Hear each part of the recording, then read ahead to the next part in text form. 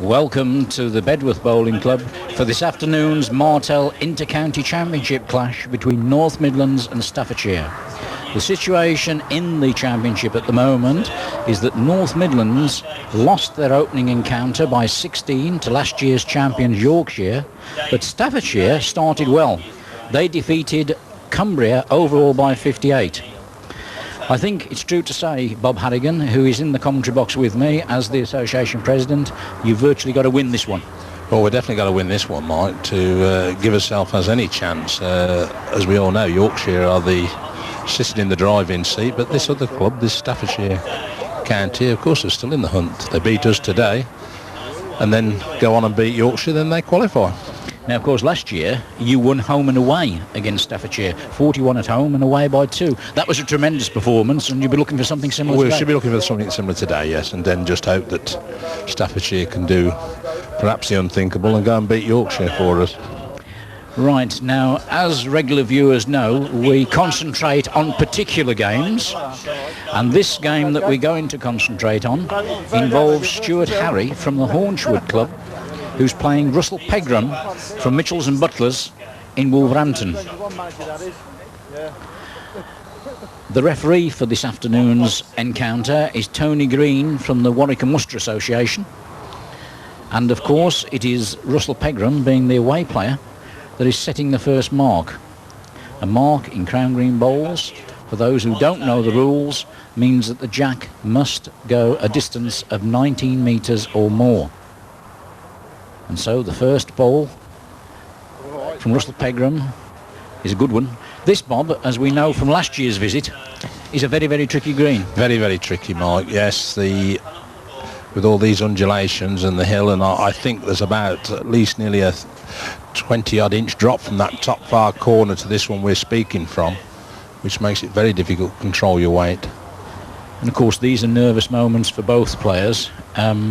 Stuart Harry has played about 24 times for the North Midlands County Association, has a fairly good record, although he did lose on this green last year against North Lancashire and Fylde, and also, unfortunately, suffered a humiliating defeat against Staffordshire in this encounter last year. So we'll be looking to improve on that this afternoon.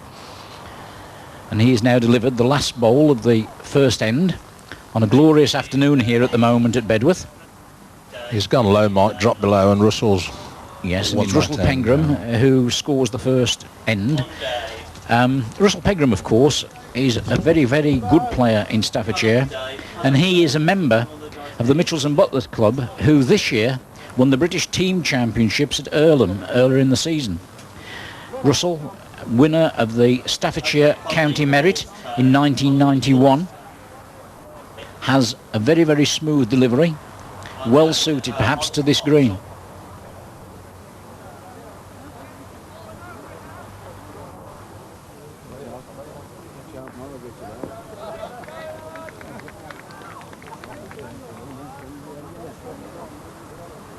And that's not a bad bowl, although it's run through a shade now.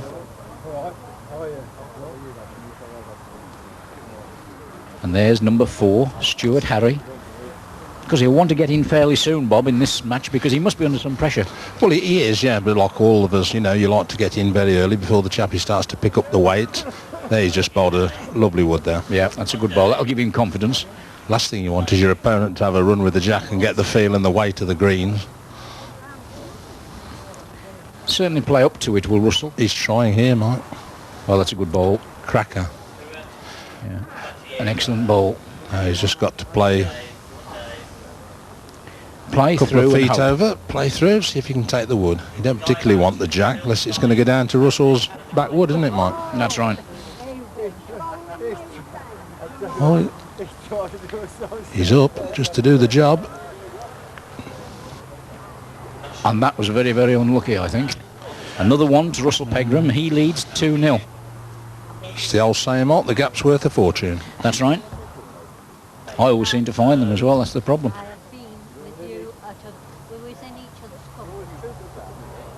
Of course, Staffordshire are old rivals, aren't they, of North Midlands, Bob? You've had some really good matches in the past. Yes, we've had some cracking matches with them. Of course, they're very adjacent to our county, aren't they? They're the same borders, aren't they? That's right. And of course, what we ought to remember is that in this Martell Inter-County Championships, the away leg, and that's for North Midlands, is in Staffordshire. Now, what is interesting is that Staffordshire, who of course won their opening game, they are taking a gamble. They're playing on a Parks green at Hensford, one that's never been used before. It could be interesting because that could be an advantage in the sense that it's a very tricky green, I understand, and only with a fortnight practice, that may be to the advantage of North Midlands, Bob.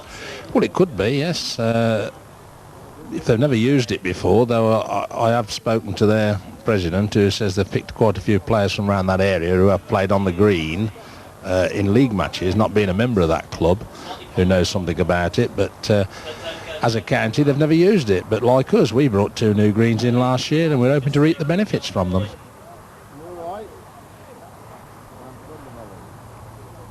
Because what is interesting in this year's Inter-County Championships is that Yorkshire, yes, they defeated North Midlands in the first match, but I didn't think they were all that impressive. And at the same time, North Lancashire and Fylde, who this year have acquired the services of the likes of Michael Leach, Brian Duncan and Norman Fletcher, they failed at the first hurdle. And really today, although North Midlands have to win to be in with any chance, Staffordshire have a wonderful opportunity, because if they win, then they meet Yorkshire in their last clash. So for the first time for many, many years, Staffordshire could be in the driving seat, because it's true to say that their record in this particular championship is pretty miserable, to say the least. Now at the moment, that end, Stuart Harry scored 2 each. The differences between this green and the green that Stuart Harry comes from, Hornswood, Bob?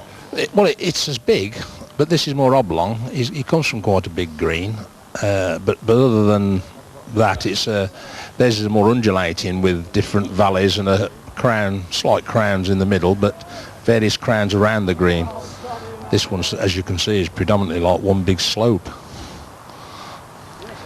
Harry's a 47-year-old transport manager.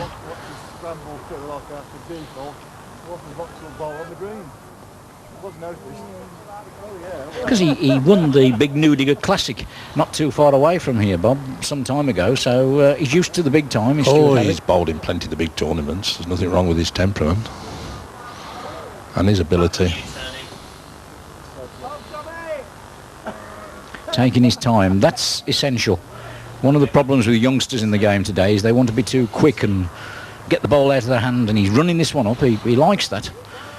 Always a sign that a player likes the ball when he runs one up. And he's got it. Yeah, he's took it. He's line 2 at the moment, I think.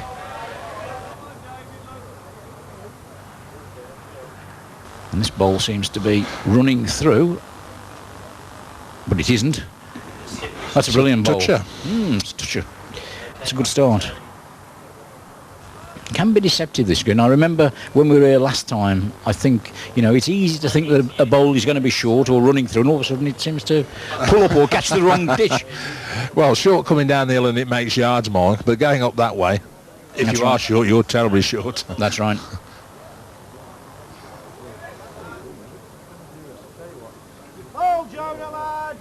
I remember sometime at the end of last season, I was at a presentation evening with Russell Pegram, and one of the things that struck me about this man, he's confident. He's not cocky, but he's confident in his own ability, and I think that's a good thing, a good sign in bowls, to be confident of your own ability.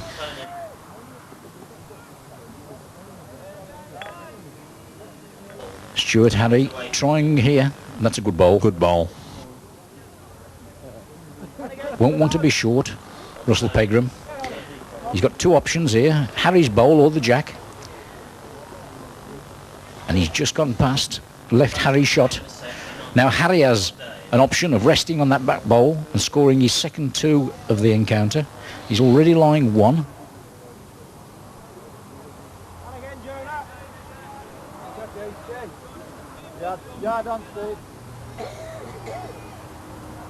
It looks as if he's short. He's satisfied with one. I think he played a bit safe there. That's right. 3 across.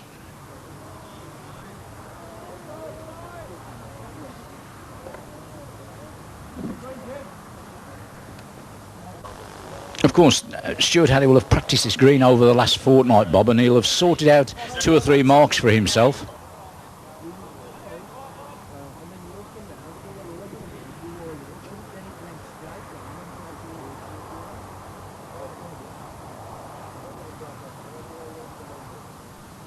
What sort of plus would you be looking for here today, in total, do you think? Well, I think we ought to be looking for a 40. We should be looking for about 40, Mike, at least.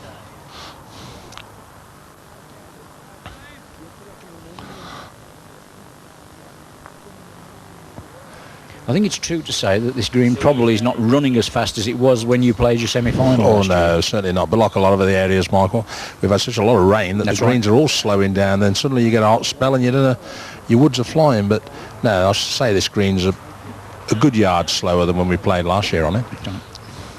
It's another fair bowl there from Stuart Harry. See, this is the difference now, Mike. Really getting your woods up that hill. That's right. Ooh, gathered the jack, but has he knocked it onto a back bowl? Yes, he has. Yes, he has. So therefore, Russell Pegram, 4-3, he leads after 4 ends.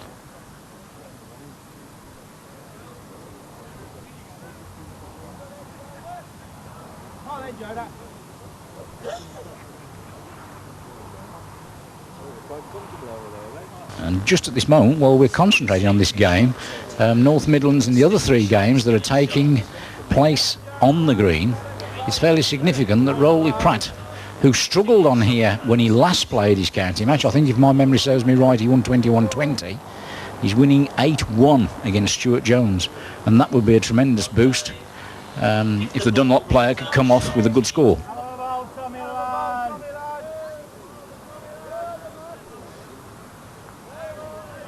We certainly can't grumble at the weather this afternoon. But beautiful, isn't it, Mark?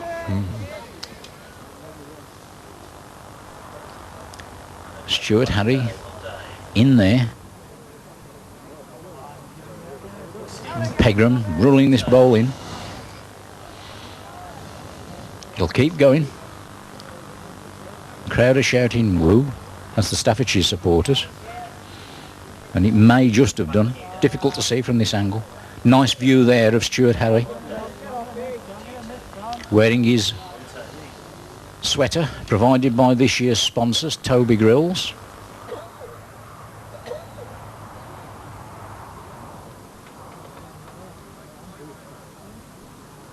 He kicked that bowl in disgust to Stuart Harry. Now having a look at the other 2 bowls in contention. If the players can't decide, then the referee, and there he is, Tony Green, who is in the jewellery trade in the jewellery quarter of Birmingham, plays for the Boulmere St Michael's Club and is a member of the Warwick and Worcester Management Committee. He will now call on the assistance of the 2 measurers. And the current rule in the British Crown Green Bowling Association is that while the measurement is taking place, the players have no way of being near the end. They have to remove themselves completely. Charlie Fox there, Bob. I've just done an article on Charlie in one of the Bowls magazines. Good old bowling stalwart, isn't he? That's right, yeah. The Kenilworth Club. That's right. He tells me he's more famous than Kenilworth Castle. Oh, I don't know.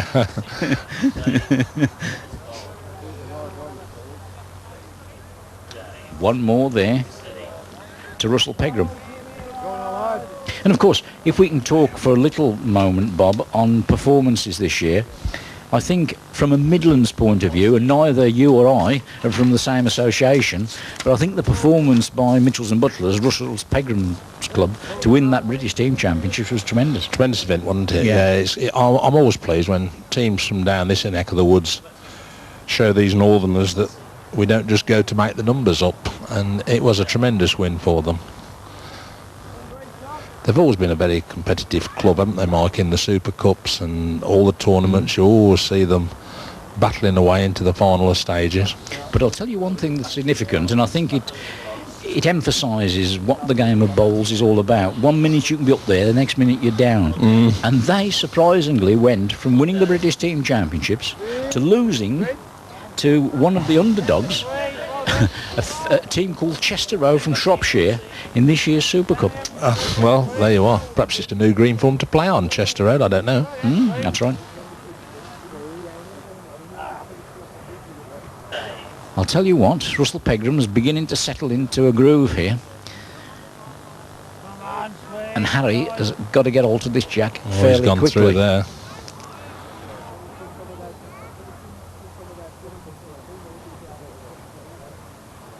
He's picked one up and looking at the other ones. That's right. Maybe another measure. No, Stuart Harry was on. It looked from our commentary position that Russell Pegram was holding shot.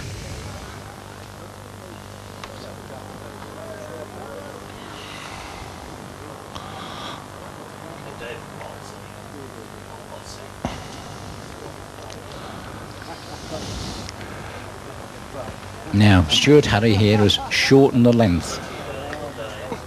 Now, here's where we were saying about the weight down the hill, Mike, this shot. That jack stopped halfway down the slope. So anything in front here is a good ball. Anything, yes. Anything by it'll goes nearly right down to the ditch. Well, this certainly won't go past it, Bob, I should think. He won't today. Yeah, probably disappointed with that. He knew what was required, but left it a shade short. Now this is much better. If he misses it, he's going to go. Yes. Now he'll go. Now he'll go, yes, you're right. Known as a clothesline job. See, the amount Stuart's got to put into this is hardly measurable to get it over that little slope to get it down to the jack without careering through. This has just got to get out. It looks a better pace to me. Yes, I think he's going to be within a yard with this one. Oh, still here rolling, we go. Still rolling. They are. Stop. They are yard mark. Which is a good bowl, I would have thought so on that mark, yes, yeah. Without a doubt. This won't stop. Oh, this won't stop. High, wide and Two handsome. More. Now they're the sort of marks the home bowlers should be looking for. That's right. In other words, I think what Bobby's saying there is that's knowledge of the green. He's caught his opponent out. But the problem is, now for Stuart Harry, I would imagine that he's got away with it once. He probably won't get away with it many more times because Pegram, his experience will tell him that, well, you know, I've got to be careful when I come out down here next time. Mind you, Mike, a lot of bowlers, not a lot, but a few bowlers, I know Rowley's one of them, where he may find the same sort of weights, but not on the same mark. Correct. Keep moving the player around the green. Don't let him settle. That's right.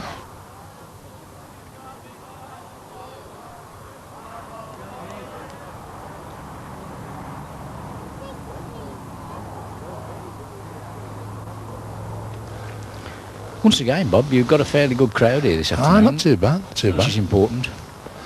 See, how here's the difference now. He's having to launch it up this long slope. He's gone for a big thumb round peg.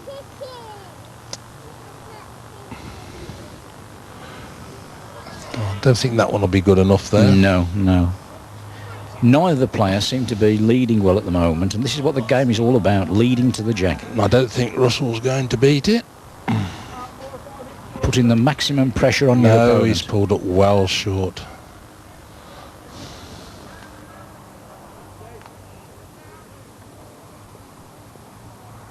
Because we also have to remember, Bob, which is very important, that the sponsors Martell provide a Man of the Match award. Yes, a beautiful engraved brandy goblet, isn't it? I would think the president should have something to come in terms of that. I don't like the empty glass. I like my glasses full. That one's always empty.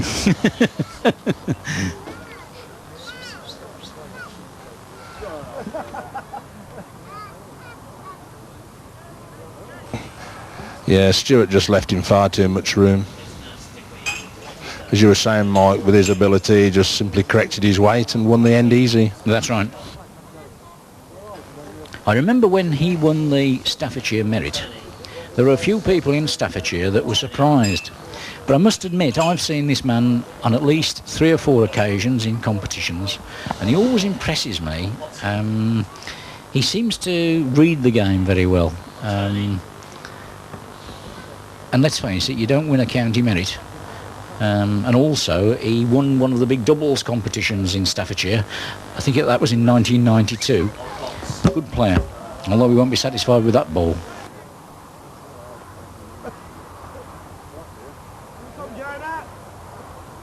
Come on, Jonathan. Yes, Stuart's got in there, but it's not a good bowl. This looks to be better.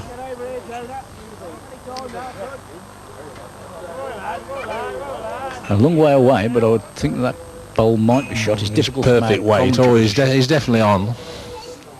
Because if I remember from last year, Bob, this is the Dave Rawlings mark, isn't it? Isn't this where Dave ended the county section? Yes. That's right.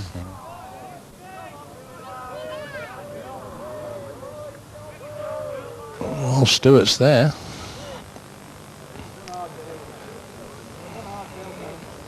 Should bend enough just to win it.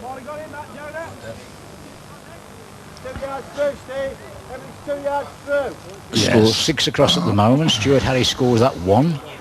So he takes the lead 7-6.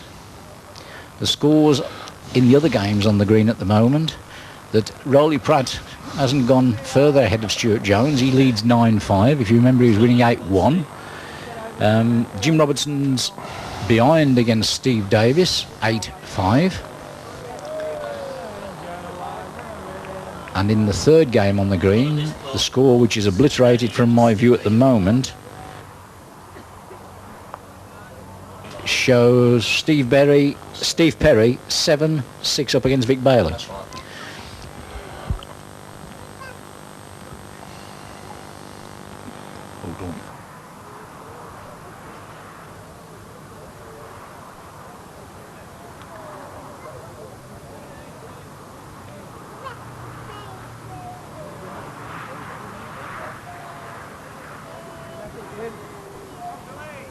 Stuart, good ball there.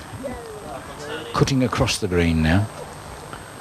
Oh, he's trying this weight again, isn't he, Mike, down this hill? That's right. Totally different weight. He's been beaten. Yes, that's just crept. Just counteract.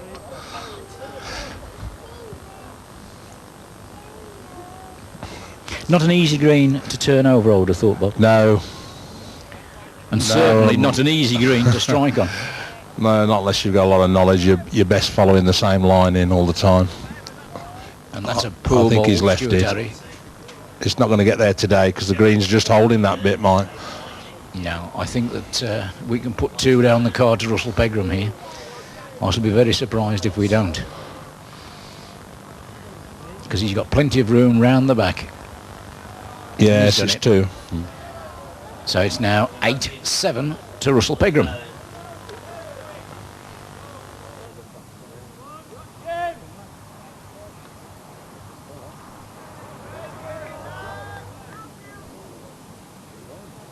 Now, for all young players watching, it's interesting. Stuart Harry tried to catch Russell Pegram out there, as Bob indicated, coming over the top of the crown, but it backfired on him. So now Russell Pegram's going to take him back almost immediately on the same mark to see whether he can improve himself with the lead bowl and that Harry can't improve. And that's good tactical play from the Staffordshire man's point of view. He could be going off with that. In the ditch he's gone. And at the moment, his tactics seem to be paying off because, as Bob says, Stuart's first bowl has gone into the gutter. He's improved his first wood, not by a lot. There's plenty of room there.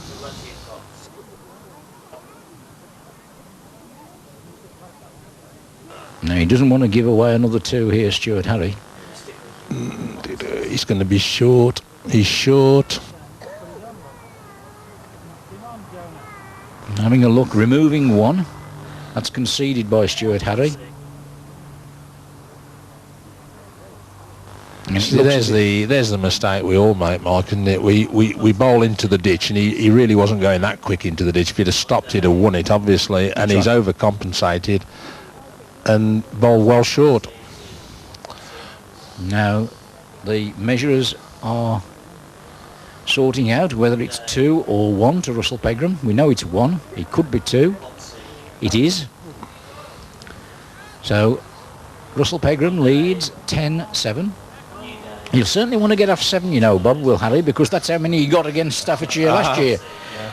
That, incidentally, was against the man who we shall be seeing later on, Richard Everett, who also is from the Mitchells and Butlers Club, who we will be watching because he's playing Peter Varney, and that's the last match on the green. But you see, what I was saying earlier, and which Bob was also mentioning, Russell Pegram now, he's realised that Harry hasn't bowled well on this little mark over the top, so he's going to keep on here, and he's certainly put a good bowl up there.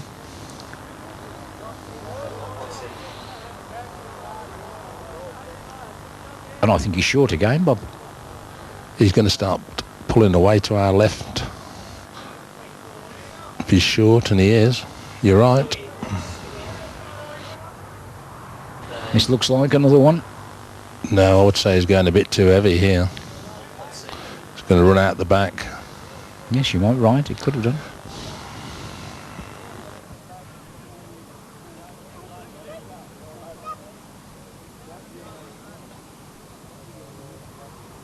There's still room, and this may be not far away. This is a better one, this is. Needs one. Can it stop? It's still running, it's still trickling out. It's gone out.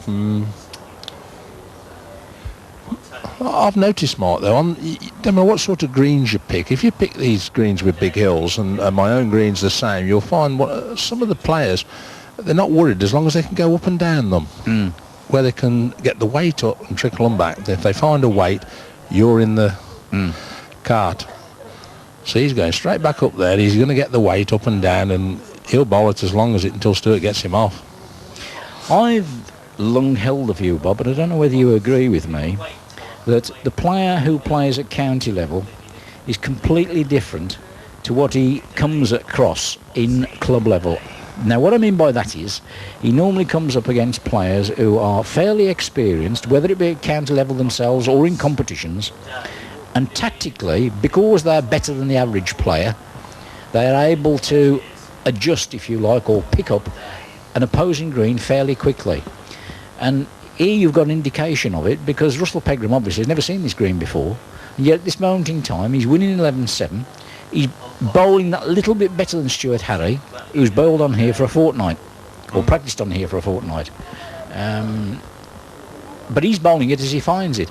And to be quite honest and fair, the other problem is that Stuart Harry's probably found that when he's been bowling this recently, it's been in conditions not like today, but when it's been wet. That's what normally happens, yeah. That's why you sort of try to put in a good hour or so on the Saturday night and hope the weather stays the same, and then the greens will be virtually the same weight, but they're just simply bowling straight up and down the green, and if you get a good weight, you're struggling, no matter where you go. And it's very important he gets in here, because he's already 4 behind. And this is going a bit, isn't it, Bob? I can't see it's going away from us. I think he's going to win it. He has. Yes, he's won the I end. thought that was going a little bit. Now, I would expect Stuart now to start using the green, go and get some bend into it, or drop down the... get some real bend into the wood. There's the score at the moment, 11-8 in favour of Russell Pegram. I was going to say, he was looking down here again. I thought never is he going to bowl down here again. Now, it's important that he's not only changed the mark, but he's also changing the land quite considerably. He's hoping to catch him on that slope at the end there. There's about 7 or 8 yards there, Mike, where it just goes up to the ditch. See, Stuart's put it in, but he's gone a bit... I say he's gone more wider than... He's got the weight. He's level with the jack. His line's out.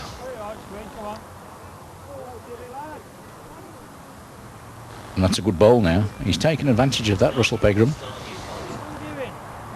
And that could be a difficult bowl to beat, because if Stuart Harry plays through at it and happens to miss it, then he leaves it wide open for his opponent to collect 2.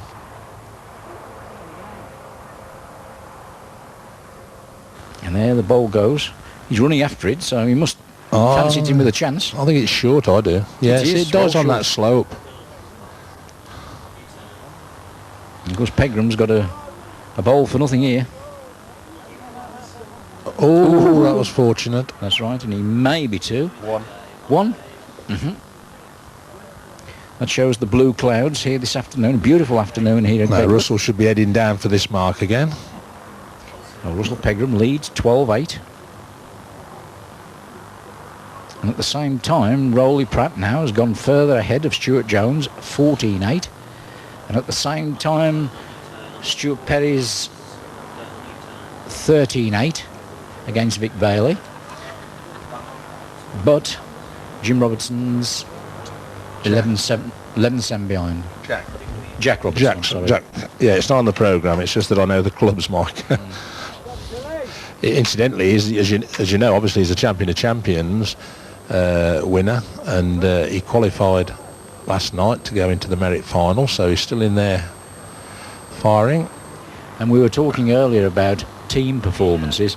I was at Blackpool when he won that Champion of Champions, and I think that was probably the outstanding singles performance by any Midlander last year. Again, to use your words, defeating the Northerners on their own territory. Correct. There's a nice wood from Russell.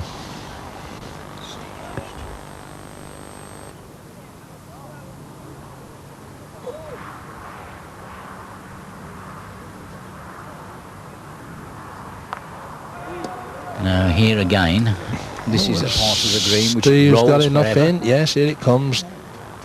And Stuart's got a good bowl there. Ah, lovely wood.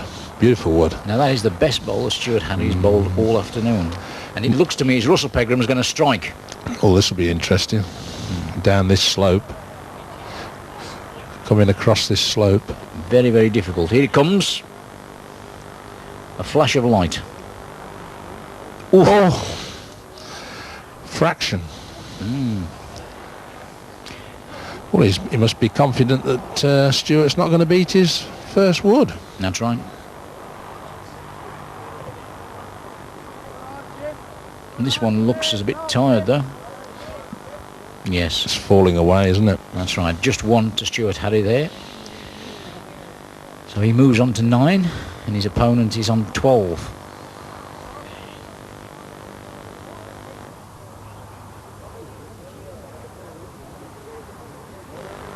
I think it's nice to see the fact that the county, the members of the North Midlands squad are all wearing county sweaters. I think provided by Toby Grills, the sponsors, Bob. But that's important, isn't it? We need to improve the image of this. Oh, we've got to, haven't we? We've got to really smarten up. They're by and large now, nearly the counties anyway are setting a good example. I'm afraid a lot of the teams don't set that sort of good example, but the counties are now.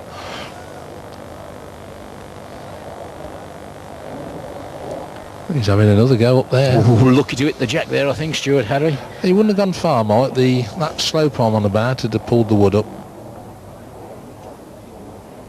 He's on line. Oh, through that gap. He's probably gone out.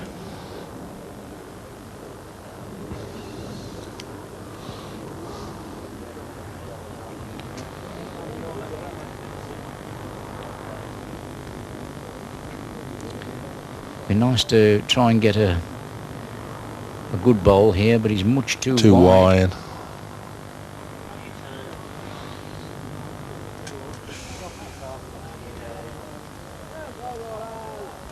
He's narrow himself this time. Yes, another one to Stuart Harry. 12-10 to Russell Pegram.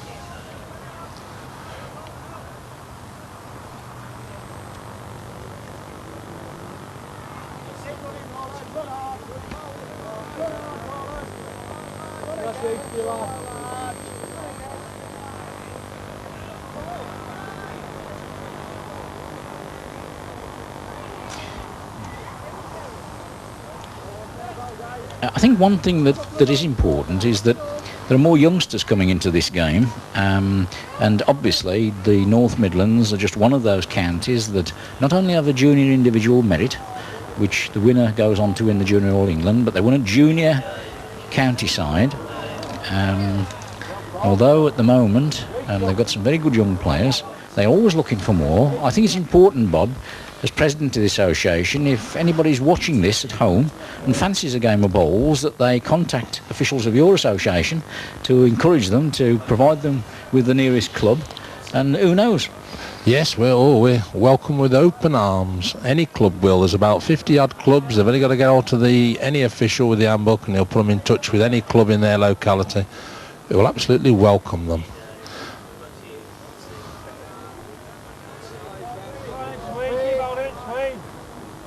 And of course, on a personal note, we're talking about bowls in the North Midlands. I don't think we should forget that the ladies have done very well of late, and I understand your daughter won very well in the ladies' county match recently against Warwickshire. Yes, I was over there watching it. She was well up miles away, but the other lady attacked her right up to 19 all, and she just got out with a 2, which kept her ego going and continues to harass me.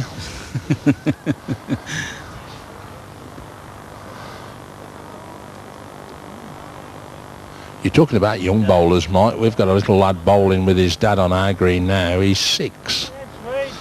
Absolutely perfect delivery and everything. Obviously, he can't reach the far corners, but he knows what he's doing. He knows the finger, the thumb, the whole mechanics of the game, and it's a joy to watch him. And I'm sure he's took such a big interest that he's going to carry on. But he's 6 years old, he is. That's Gary Smith's son. Well, there's a gentleman who this month, in the level green game, won the English indoor triples. He's won the Waterloo, the All England. He's playing number 1 today for his county, Derbyshire. And he started bowling, believe it or not, at the age of 4. And his name is Noel Burrows. Oh, blimey, Noel. His father used to own a pub, and he started on the green there at the age of 4. So, you know, doesn't matter what age you are. I started when I was 7. Oh, no. That's just over 2 and 3 years ago. I think I was nearly 47, Mike, when I started. Right.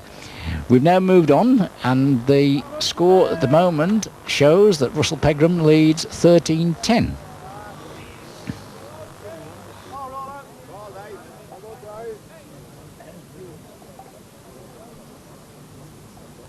There's not much in any of these games. There isn't, is there? Nobody's pulling away. No. On 2 of them, we're down. Stewart's got a fairish wood here. Well, he's gone through about a yard, but it's not too bad up in that corner. The thing is with this particular mark, Mike, you can bowl into it many ways. It's just the weight of this one. That's right. I know that because I got beat here the other day on exactly the same mark. By Dave Robinson. No, I want to ask what the score was. Just double figures, I think, Mark.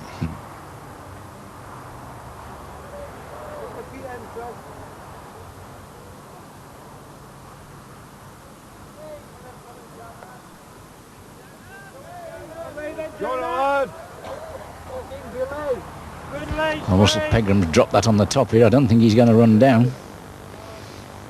Although he's scored 1, he'll be disappointed with his second ball there because he had ample opportunity to get 2.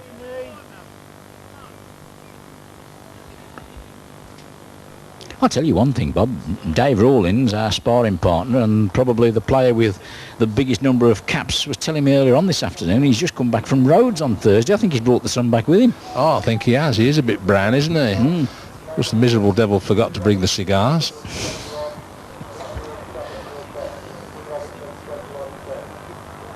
Another good ball there from Russell Pegram. I don't think he's going to catch Russell out down this hill no more, not this way. He's been bowling it well, hasn't he? That's right. This is a poor bowl from Stuart Harry. Off land, overweight.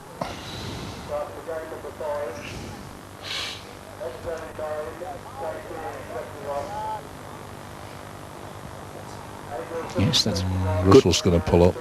Yes, but he's probably good enough for 2. Oh, he's in for 2. Yes, that's right. But it will be a poor second bowl if that counts.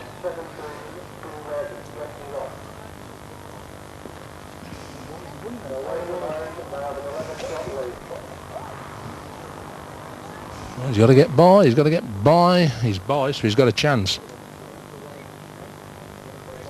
Still not just Fraction enough. short he was. So that's 15-10. To the man from Mitchells and Butlers in Wolverhampton.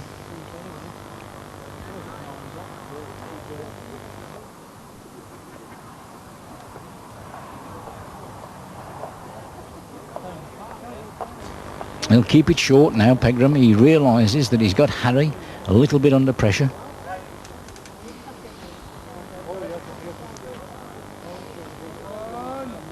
I'm surprised, in actual fact, Bob, but when Stuart Harry's got in, he hasn't gone for the corners. He hasn't really extended the length by any means on the green of this size. Oh, look at that. It's a perfect wood. Yes, I one. can see what you're saying, Mike. I think he's been trying to catch him out more by weight, but I suppose at the end of the day, the older days is if you're down, go for the corners. But I don't know whether Stuart fancies these corners. Oh, there's a lovely reply. He's just short, though. That's when you want it going for you.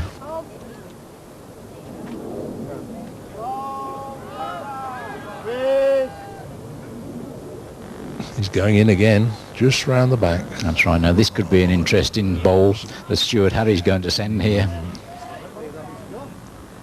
He's asking Russell Pegram who he believes is in, and Russell Pegram is being a bit cagey. Now, the referee's going. Tony Green. Now, he's being a jeweller involved with watches. He'll get it spot on, I would think, Tony. He knows his decision's important, and he's indicated... One down. And he's one down.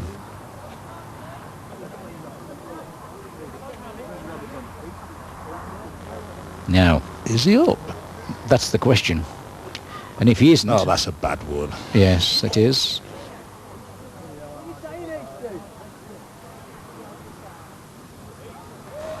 One thing I always think that I always like watching the Northerners because they're never short. They're never short. Nope. Even if they're one down and they could be 2 with an overplayed wood, they all seem to prefer to be rather overplayed and go for 2 as rather trying to bowl perfect weight to win 1. I remember 3 or 4 years ago in the Waterloo Handicap when Brian Duncan won it. In the quarter-finals, he was 20 across and he was 1 down. And he played through the end, as you're indicating, and OK, it was a fortunate rub that gave him the shot he wanted. And many people said he was lucky. And I always remember he responded by saying, yeah, I was. But if I hadn't been there in the first place, the luck wouldn't have been with me anyway. Correct. And that demonstrates it perfectly. So this is looking a little bit sad for our man from Hornchwood, 16-10 down. At the same time, Stuart Perry has gone 17-12 up against Vic Bailey. After initially looking to be having a good card, Rowley Platt now has found it a little shade more difficult. He only leads 16-14 against Stuart Jones. And in the other encounter, game number 2, Jack Robertson, rather surprisingly, who had a good win on here in the semi-final last year, trails another Mitchells and Butlers player, Steve Davis, 16-12. And again, this little mark again, over the top by Russell Pegram. He's got a good weight, hasn't he? Yeah. I've seen this so often, visiting bowlers. Just go up and down the hill.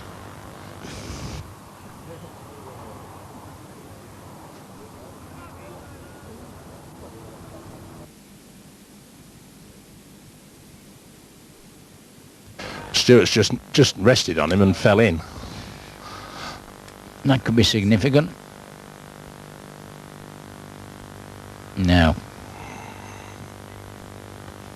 Can you get over that last slope? I don't think it's going to trickle down. I don't think it's going to trickle down, no. Well, Stuart holds 1. He won't want to do anything silly.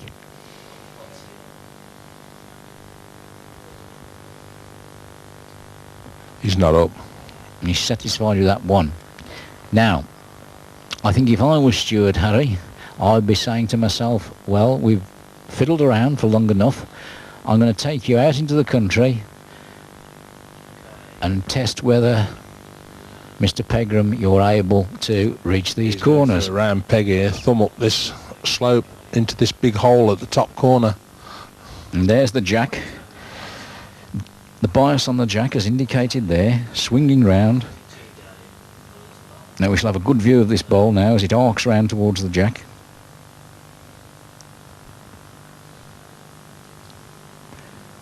Then it is.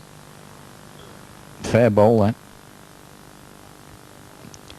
Probably those bowls, £2 12 ounces, something like that.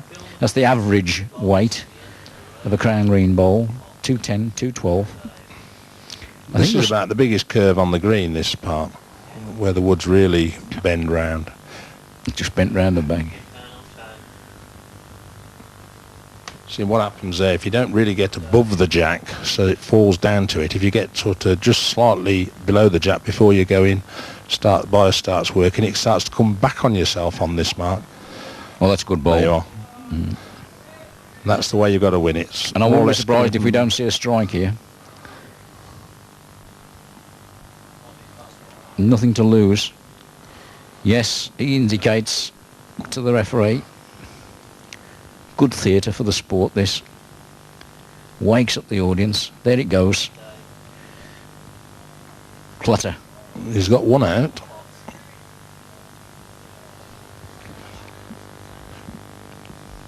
Difficult to see who's indicated. One to Stuart Perry. One to Stuart. Stuart Perry. Stuart Harry. Yeah. It was the only shot really that Pegram had though, wasn't it?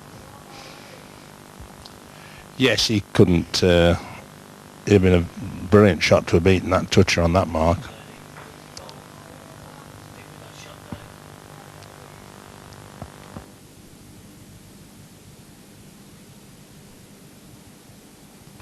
Now another big swinging round peg mark. Right the way around.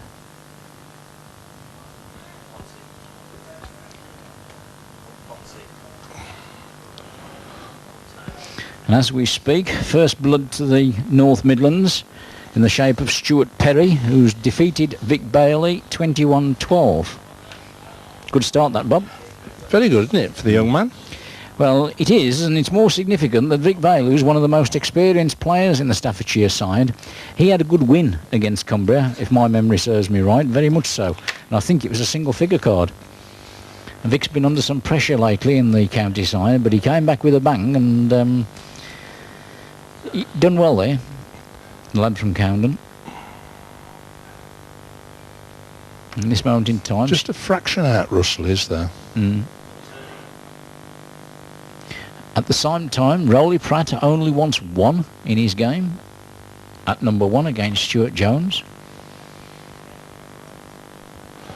Good bowl here by Stuart. Nice woods here by Stuart, yes. I fear maybe it's another... Well, I don't think he will strike at this one. I think he'll bowl it. He is, yes, he he's is. got 2 goalkeepers behind the jack. Yes, that's the problem. But I don't think he's up. He'll die on that slope anyway in front of the woods. No Well, way. he may as well have struck one. He might as well have done, yeah.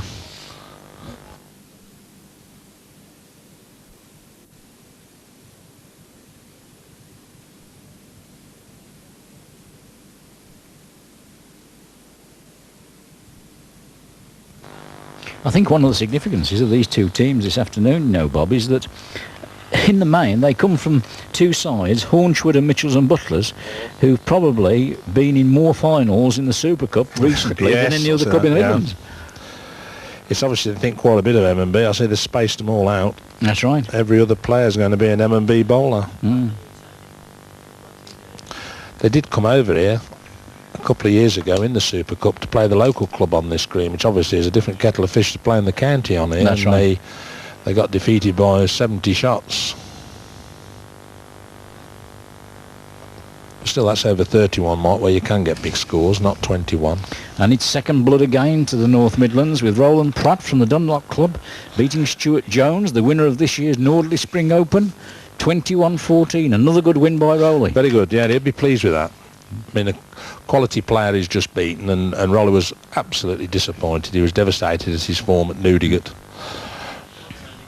He was saying to me he thinks he'd won about 15 county matches on Newdigate, and he has to go and choose the one against Yorkshire to dip out.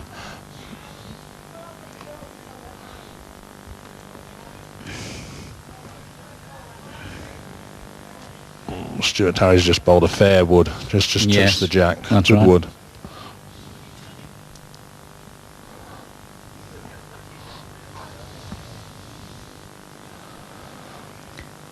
Just getting the upper hand against Pegram at the moment is Stuart, and he wants Can to he get keep by that. this? He's got by it.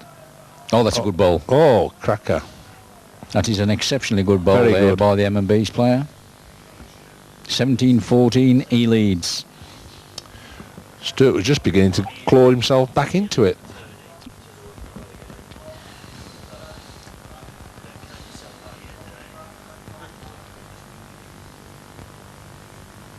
There's a lot of people in your team, you know, Bob, associated with Rhodes. If you think about it, Roll is a lorry driver. This man Harry's a transport manager. Rawlins sells second-hand bangers. I mean, you know. Second hour, you'd be disgusted with that title.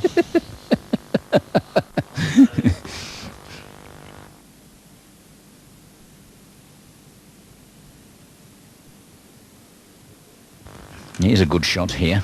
Close-up shot there of how far that bowl, lean bowl from Russell Pegram, is from the jack. Better in front than behind. Here he comes, just wants to pass it. Gone out. He launched that, didn't he? He did, yes. Now, this is important because Russell will be looking for two to be within 2 shots of victory and clinch Staffordshire's first success of the afternoon. Oh, he's left it well short. He has. Oh, he's putting the pressure on Stuart. He's got to get by them. Nice delivery. There's the ball. It's an important one, this one. Oh, this isn't short. This isn't short. It's not the cameraman over. No, it's hit the cameraman. 2 more. As they say, on the pink, Russell Pegram. He Ooh. leads 19-14. He had a rush of blood there, didn't he? Looking a bit sad for himself is Stuart at the moment. The old team manager, Mark Robinson, standing next to the end, looking a bit disgusted.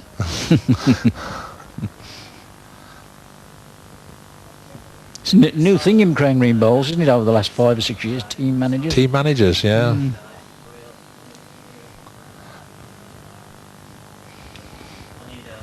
Mind you, Staffordshire, they have an El Supremo, don't they? I think Yes. one man picks their county side. That's right. Only trouble with that is Bobby take all the glory when you win, but you don't take some stick when they lose. Mine's that's better. I remember when I first played for Warwick and Worcester, there were about 37 people on the selection committee. It took them 4.5 hours to pick the side. Oh, is that how you got in, by the casting vote?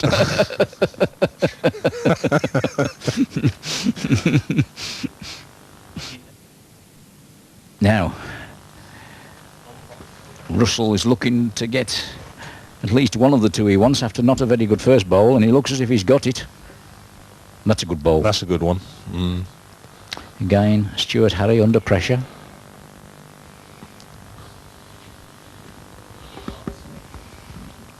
All eyes on this bowl from the North Midlands. Oh, he hasn't left it. He's down. He's Come on. just not going to run. Oh, it just Wants hasn't Russell reached. Pegram. He wants one now. And the other game, out of the first 4, which is still on the green, shows Jack Robertson trailing Steve Davis 17-16.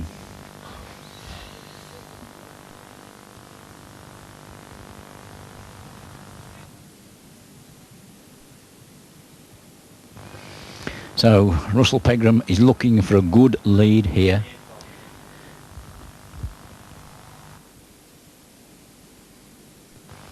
And we shall soon know, and that doesn't look a very good one. He's about 3 yards short. And really, Stuart ought to beat that. Well, every time he's gone up here, he's gone hurtling through. Oh, perfect wood.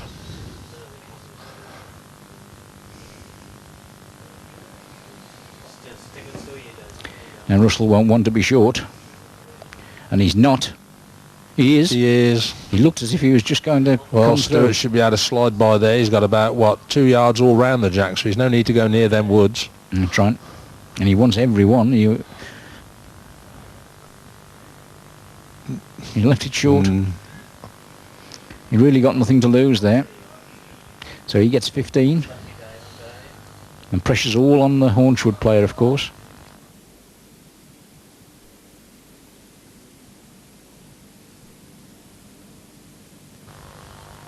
In fact, he started off last season well, if I remember, in county matches, did Stuart Bob, and then he struggled a little bit. Of course, I think once you start losing perhaps 2 or 3, then you really are under pressure. Well, you are, aren't you? You keep thinking, oh, am I going to get dropped? I've got to start performing. Because things have got a little bit more competitive in the county of late.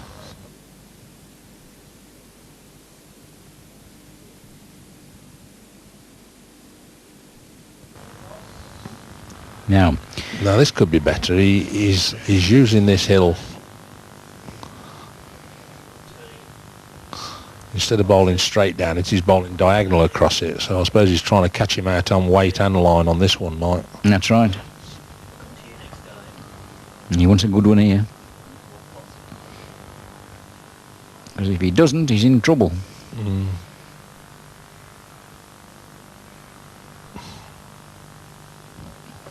Well, it's not as bad as it looks, but... The problem is, if Russell gets one past it, he really puts Stewart under pressure. He'll start to go away. Because the green isn't running like it normally that's is. won it. That's won it, yeah. That's game on. It's game on.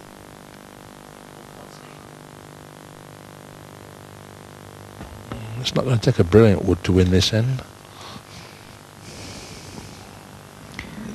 Is he down? That's the problem. If this is short... Is he down? He gets over this little slope, he will be. There, if it'll come down that bit. Nice wood. That's won it. Not too bad. So fair wood on that mark. To use a Toby Grills pun, he saved his bacon, I think, Bob. Yeah. Or has he? No, this one. This one starts to bend back now, look. Here it yes. bends back on this mark. Oh, that was a very good ball to end on. So that deserves game, that win, Mike. Yes, in the words of Bob Harrigan, President of North Midlands, recognising the skills of the opponent there, 21-15 to Russell Pegram. So at the moment, 2 wins and 1 defeat. And we're just waiting now for the players for the next match that we're going to cover to come onto the green. There's referee Tony Green there shaking hands with Tom McDickin in blue and David East in red.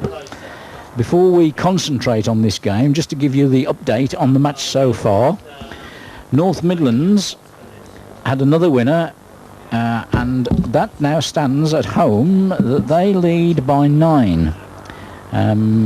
But away, even more importantly, North Midlands have a 17-shot lead. 3 winners there, Bob Gilfillan 21-18, Neil Hancock's 21-15, Peter Spencer 21-12. The only loser, Dave Burdett, 21-20. So at the moment, overall, with 4 games completed at either venue, North Midlands lead by 26. What do you have to say about that, Bob? Very good start, isn't it? Very good, especially the away team. Only 1 loser, and that's a 20. Very good. I see the old man, Bob Gilfillan, there again. Yes, we put him back to number 1. He's done the business, 21-15. I tell you what is a very good win in that away side. The lad Hancock's over Glynstora, last year's semi-finalist in the All England.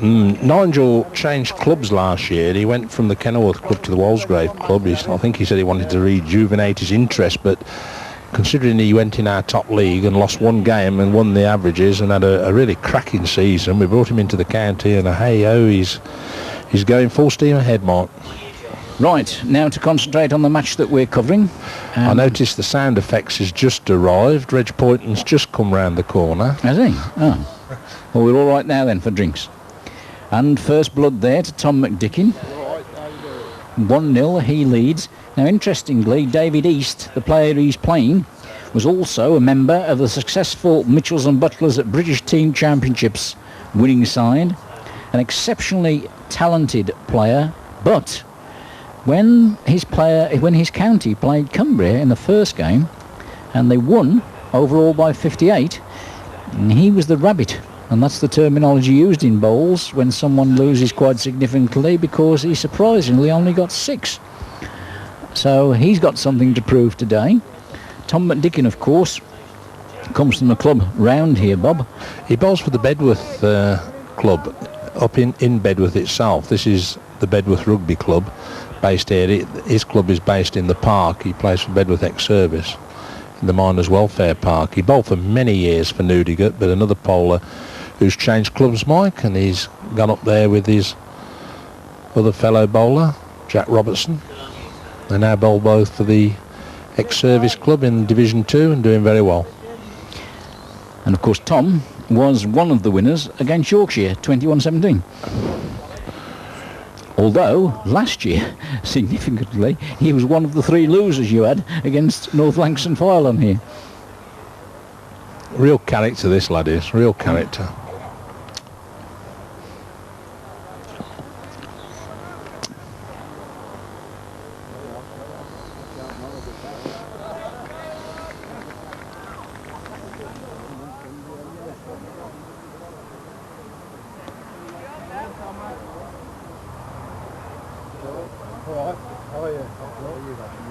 He's just fired at that Mike and missed it, so...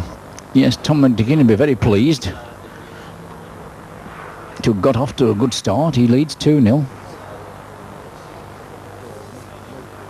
One of the things about Tom, he won't have the problems that he would normally have in wet conditions, like I have with glasses. So that's an advantage. One of the problems with people who wear glasses when they bowl is that they always have to compete in wet conditions with glasses steaming up, but no problem with that today. It's a beautiful day here at the Bedworth Club. And once again, it's true to say, Bob, that the club itself have done you proud with the facilities and so forth. Crackers, aren't they? This is our second visit here, no complaints whatsoever, laid everything on. And Ken has provided the green in perfect conditions. Perfect condition.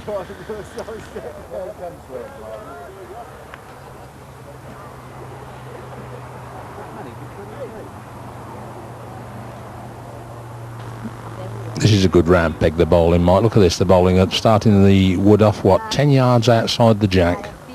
There isn't many greens you'll do that. I'll tell you one thing, Bob, with all the knowledge that you seem to have of this green, you tell me you lost the other day when you came Oh, well, that's easy. It's all right having the knowledge, it's having the ability to go with it. And that's why you're on the selection committee and not in the team? Oh, yes. So.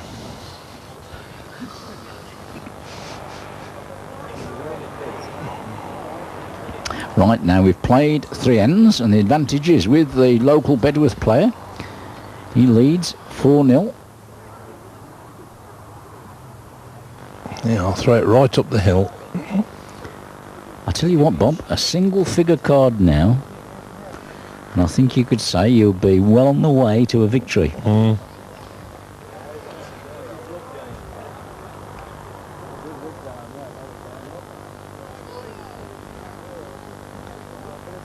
And that's not a bad ball. Very good weight. It's perfect weight. Just slightly. The lad's got a better line here. You don't want to be too much inside. Oh, he isn't up. You watch it go now and it's not up. That's right.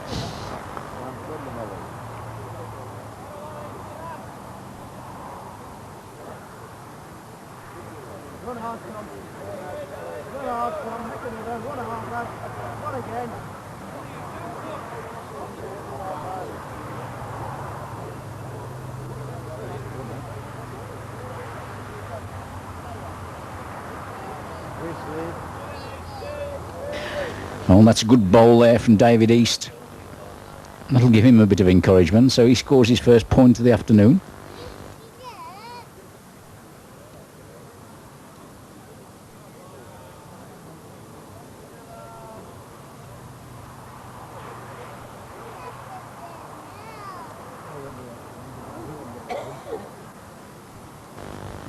Now, very significant here, David East is extending the mark quite significantly. And of course the green he bowls on in Mitchells and Butlers in Wolverhampton is a very big green. Mind you, he won't be pleased with that. That's virtually gone back to Wolverhampton.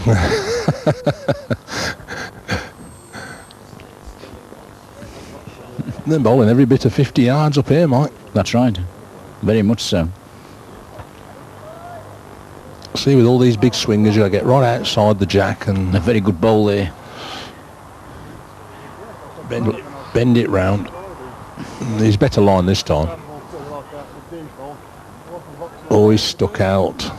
Wonderful chance here for Missed two. that.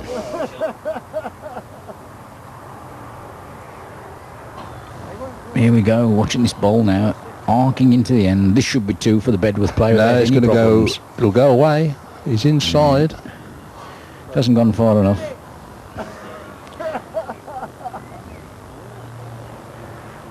I don't think. Only two. Tom's already claimed two, Mike. Still climbing two. That's right. So he leads 6-1.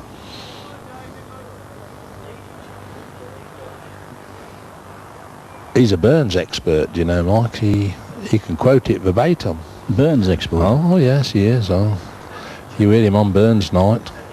And on the away coaches, if you ever get him to sing Phil the Fluter's, oh, he's brilliant. Talented lot, these new North Midlands players. Yeah.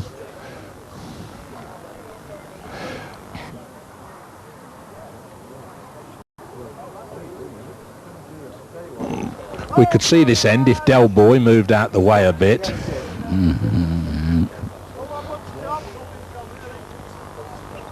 on now, sweetie.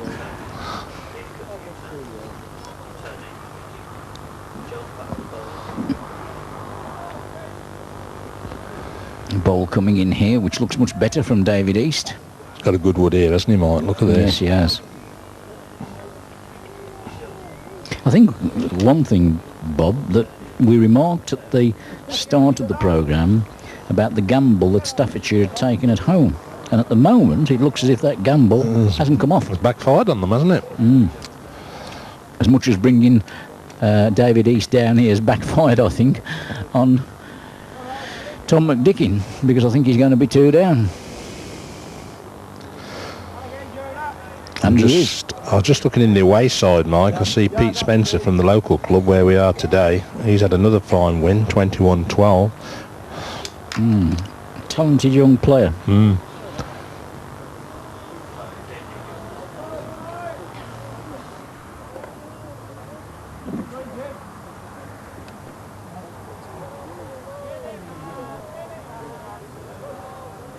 Of course, a reminder that it's important that the North Midlands win this today. They, in their last match, played Cumbria, who I think it's true to say, without being disrespectful, are probably one of the weakest counties in the inter-county championships. But, in saying that, Yorkshire, who are favourites and of course the title holders, they ought to beat Cumbria today, and it is whether Staffordshire can find the green to upset them at home. Because I've always believed, Bob, that Staffordshire themselves on paper have a strong team. The only problem with Staffordshire is they don't seem to be able to put it together on the day. They've got players who travel all over the place. People like John Turner, Mel Evans, Cliff Johnson. All top Richard quality Everett. class players, aren't they? They just simply can't get it together as a county on the day. And this is the best end they've had there, this pair. I think Tom's going to whistle by. Yes, and he's left another two to David East. Go on, Jonah, lad. David East has collected his fair share of titles in the Staffordshire area. I remember him being a very good young junior player also.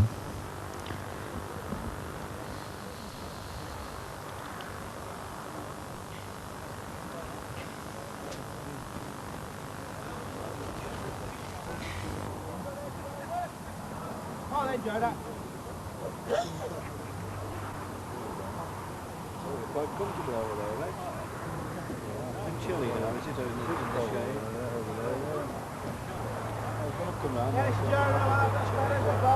Yes, Jonah, lad. Hasty.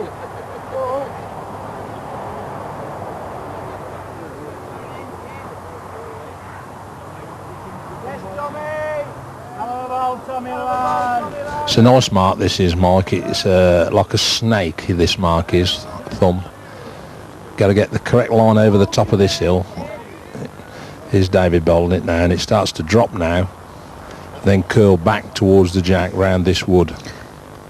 Well, this doesn't seem to be far. I know it'll run through, but yes, it that's does. it, see, but you just got to get the weight. But that's it's a lovely mark to bowl, this is.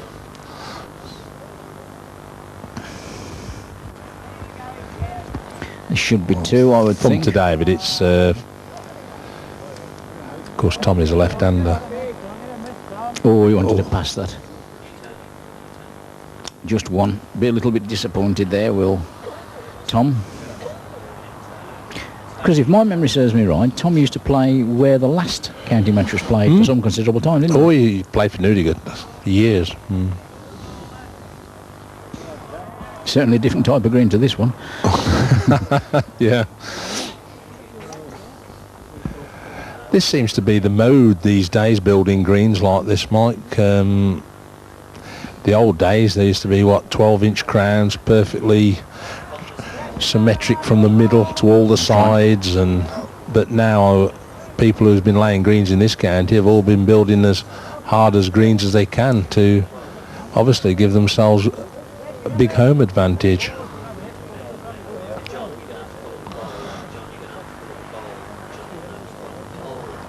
I think the significance of the first matches this season, if my memory serves me right, 3 counties, and I can't truthfully remember who they all were, all scored 203 points. Now, I noticed that when I was looking at the results, and I thought that's absolutely amazing that 3 counties out of the 15 could score 203. One of the quirks of the game, Mike. That's right.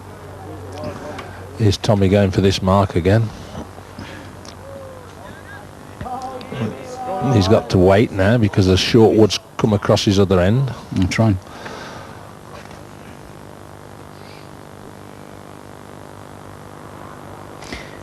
Now, last year in this game, Tom McDickin played away in Staffordshire and won 21-13. So that was a very good performance. And surprisingly, in that particular match, David East was a reserve. I don't know whether he's held up in time or whether Tommy's wood over there on the right or the left of the... Having a close look, he Yes, signalled the one, Tom Tom signalled. McDickin, so he takes an 8-5 lead.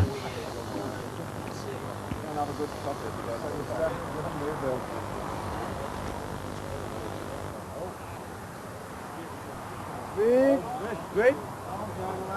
Yes, the Swede. Well done. Time having your first one, Swede. Go again, Swede.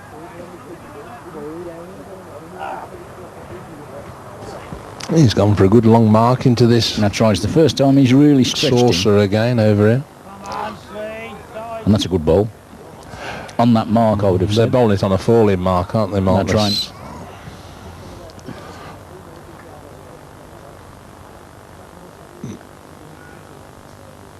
He looks inside to me. Yeah, Oh, it's here he pulled goes. away now. Oh, right round. Now, this is the mark, more so than perhaps in the first game that I remember Dave Rawlings bowling last year. And certainly, if my memory serves me right, David was behind in his game, and he used this mark very well and got himself out of trouble. So perhaps Tom McDickin's looking... He's gone well through with his second one. Yes. David's got fair weight if he's high enough up the green. That might have won it, or it might Yes, just I have would run have out. thought that was a won it. Difficult to see from this distance.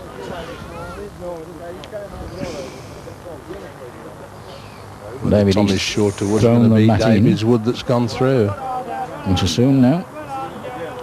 And it was David East who'd stopped in time. So he collects another point. 8-6 is the score now in favour of the North Midlands player.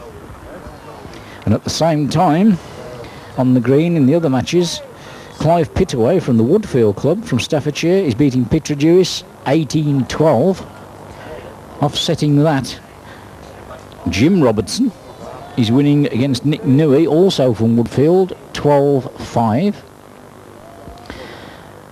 And in the third game that's on the green at the moment, at number 6, Billy Pitt, also from Mitchells and Butlers, is just one ahead of Steve Jones.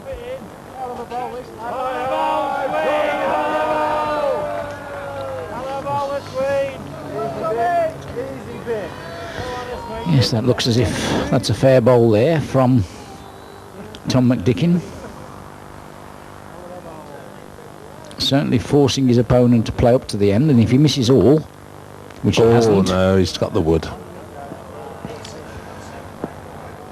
You're up, you create your own luck, Mike. That's right. But he couldn't have been far off the line, could he, if he's hit that wood? No, Anyway, certainly not. he's got to try and do the same now with this one. I think he's way on the bottom He's side. round the... I wonder if he's pushed him out enough. David's looking for 2 now. That's right. No, he's satisfied with 1. Still nothing in this game.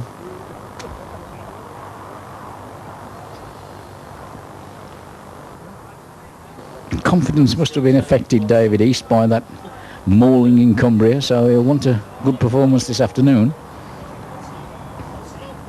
But I think, you know, Bob, perhaps the same applies to Staffordshire as it does to your county. Unlike Yorkshire, and certainly perhaps now North Lancashire and Fylde, and to a certain extent even Warwick Ulster, you haven't got strength in depth. No, I think we're about the second smallest, aren't we? I think Cumbria's the smallest county. We come second to that. But no, definitely we haven't got the depth to choose from. But having said that, we've had a marvellous last 6 years or so. That's right.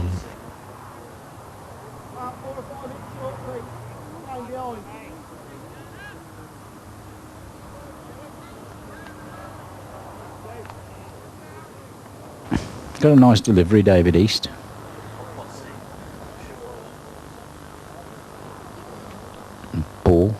Bowl arcing across the green now.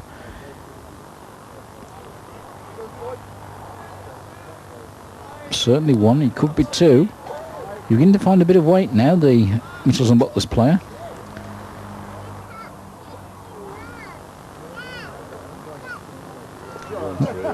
Yes, that's gone out the back.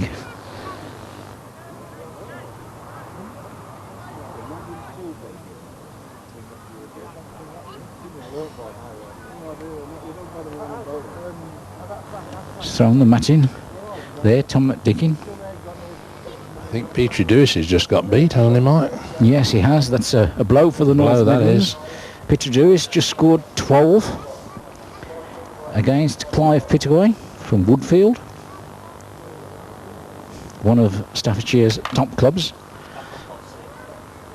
And in the game that we're covering for the first time, it is David East who's gone into the lead. He now leads 9-8.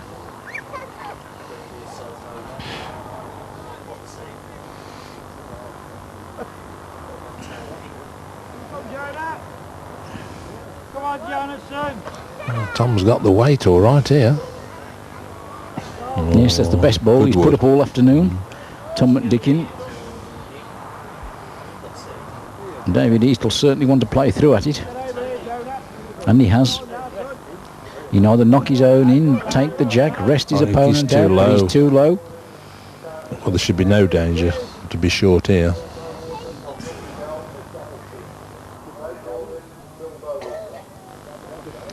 May have a chance of 2. No! That's just what you don't want in a county match. Tom McDickin there knocking David East in. Commentator's nightmare, Mike. Prophesise something and the opposite comes up.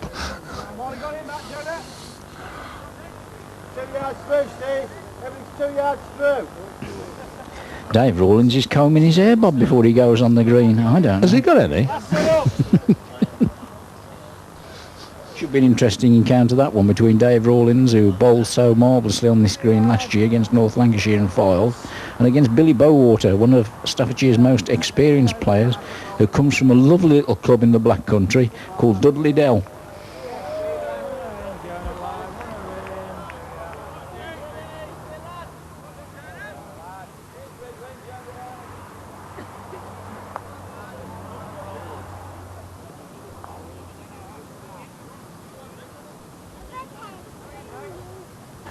I don't think Tom McDickin is bowling as well as I've seen him bowl in the past so far in this game, Bob. He's not struck a consistent weight, has he? No, that last shot would have done his confidence a lot of good. And he's 2 down again here. Well, he could save one. The other one's what? Got a foot away? That's right. And I wonder whether he's there. He got it away a little bit ladylike, to use an expression. Oh, I think it'll get there. Do you think he will? Yeah, no. That's another he's not. He's commentator's running to the nightmare, back. isn't it? That's right. Well, I was Number saying two. the weight was all right. That's He's right, running it to the was. back of it. That's right. So that's what the game's all about. In 2 ends, he's knocked his opponent in and gone into the back the other end. That's it.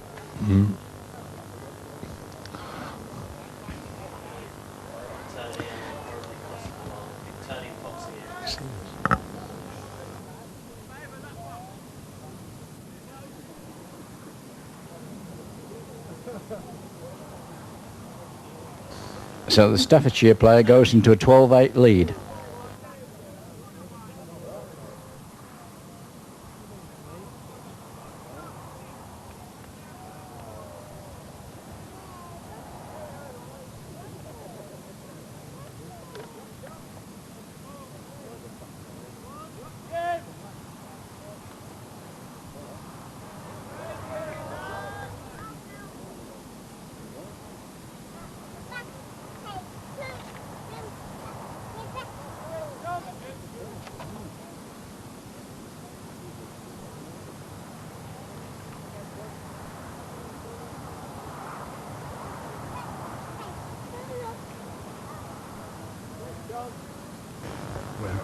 Is Tom running out again here?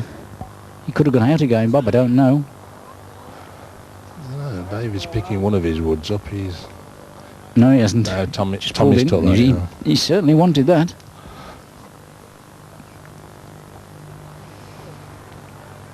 $12-9.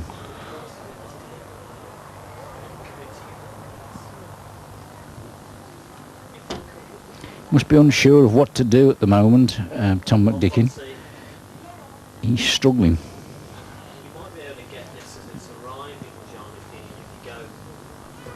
I still think the same comment applies, Bob, and I don't know whether you agree with me, but same as Stuart Harry, doesn't seem to want to take David into the corners at all, Well, just to test him out. yeah.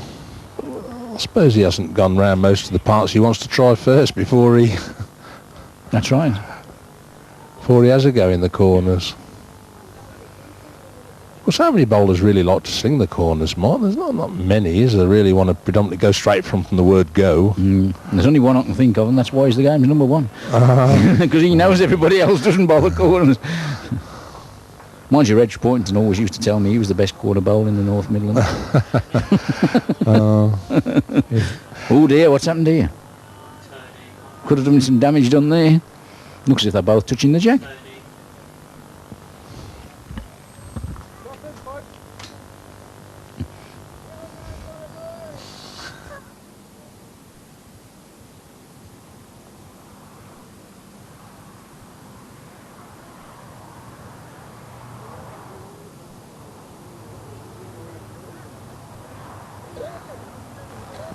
Undecided who shot there, I think. Everybody's having a look. Put a postcard between them. Now the referee's going to have a look. It looks as if they're both touching, aren't they? They are, yes, definitely. I think you need the old £5 note to slide in between them, Mark. In actual fact, Bob, funnily enough, I was up in the north last week and I was asked by the sponsors of this year's Bassmasters for an idea, like they have in golf or darts, 147, hole in one. And I suggested to them that perhaps an opponent's 2 bowls touching the jack after the end is completed. I'm pleased to say they took it on board, and if anybody in the Bassmasters, when the end is completed in this year's competition, has both his bowls touching the jack, he'll collect a first prize of £500. Oh, you deserve it and all, because That's right. I've seen 2 woods of opponent and yourself That's right. touch, but never 2 of the same bowler doing it. Mind you, I did say it in front of Brian Duncan, and he indicated in the final if he's playing his biggest mate Norman Fletcher, and both his bowls are touching the jack, Then he's going to stop Norman Bowl in that last bowl, proceed back again, offer him £250 to miss. Yeah. Humour in this game is important. Back to the game that we're following. And that now has seen David East take a 14-9 lead. He's going to get away a little bit, isn't he? And I'll tell you one thing, Bob, you've already had a 21-12 defeat in the middle four. You can't afford another one. Although at the same time, it must be said that Jim Robertson is doing better than his compatriot Jack because he's leading Nick Newey 16-5.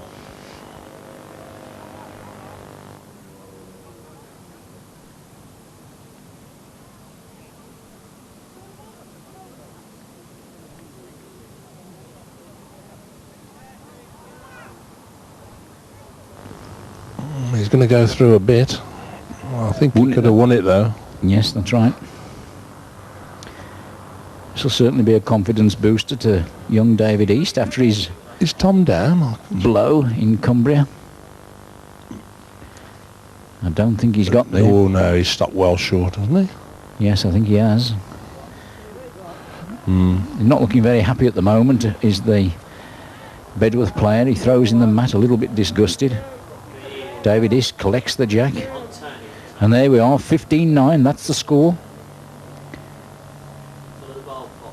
Certainly the Brewers player well in command.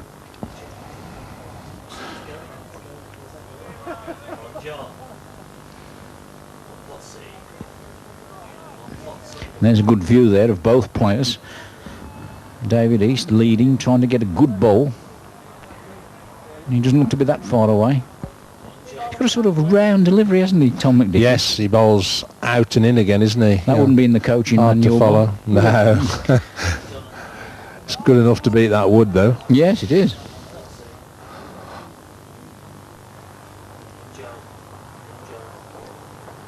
Well, he's up. He's got to hit something. Oh, That's the best thing to do, hit your own. that's right. Whether it's done enough, I don't know. I would think Tom would want to ask there. But he hasn't. He hasn't bothered. And he's probably got a better view than we have, and he must fancy that he's in. Looking for another and trying for another, and may have got it. The screen knowledge there, turnover, Two. Mike. That's right. So a very important two there.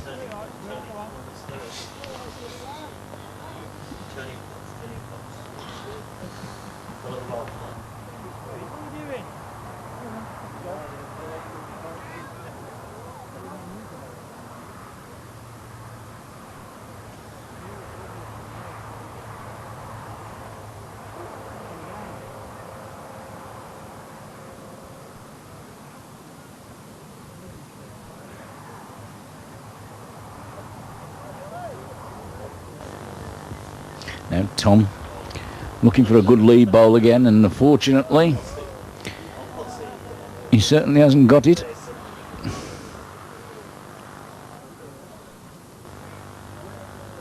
So there's David East. Peculiar little delivery he's got also. But most of these players develop their own individual styles. He's going with a bit of speed here. Yes, he looks to be travelling a bit, I must admit. He hasn't gone that far. No. Just can't see this jack right down in this corner, Mike. Very deceptive.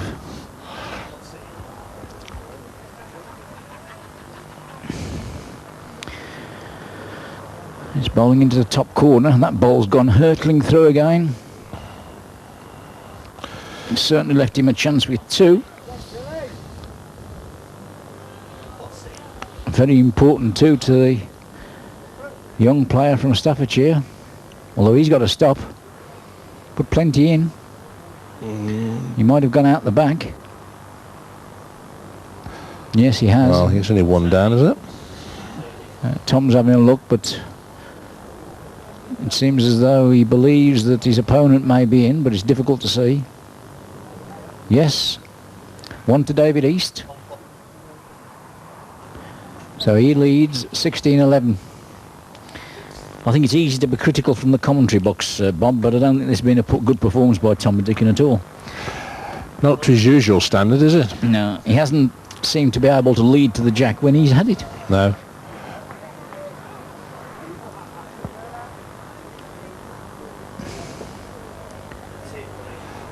Still, if we had all 12 players buzzing, Mike, it'd be an easy game, wouldn't it? It would, that's true, definitely. I think that is why it's important if a player has one game or maybe even two games when he's a little bit off, you don't drop him. Oh, yeah, you got to give him the chance. Of course, the other factor is that some players seem to be always playing away. Well, they're not going to have marvellous records playing away, are they? No, that's true. We do bring them back to play at home. I think that's the difference to when I used to play, because I can remember that if you lost one, you were out. And I can also remember if you got 20 away, you'd be out.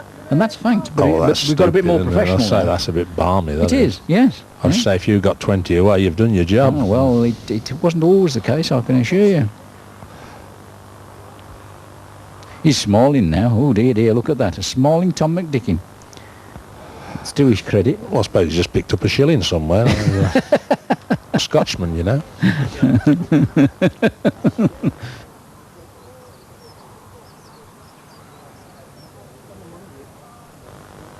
Well, he's ran into the back of David's Wood, but I don't know whether David's Wood's just... Oh, he's knocked the jack through. Oh, he's down. No. Oh, I don't know. He's followed it through, and he's still down. I bet he's not smiling now. Well, 17-11, within 4 shots of a very, very important win for David East.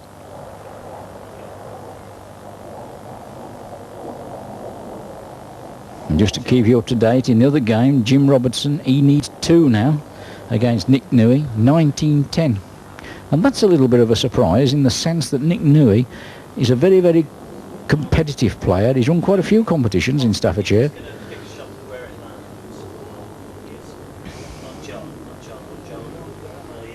And David East is waving that ball on.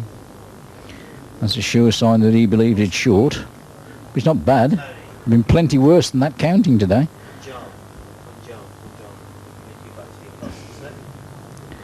What about this one, Bob? Well, I think Tommy's got the pace.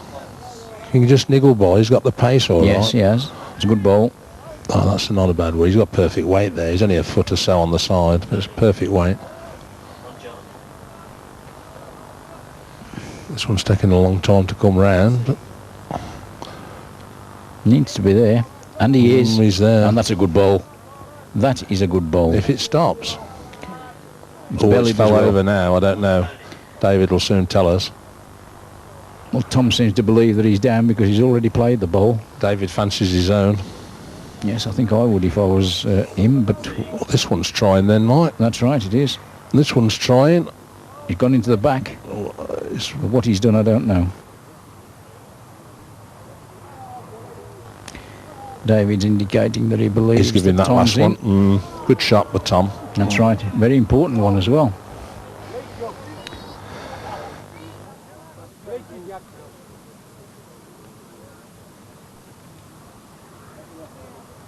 Here's a classical left-hander's mark, Mike. That's right. Off the side of the crown. You try and find my land if you can.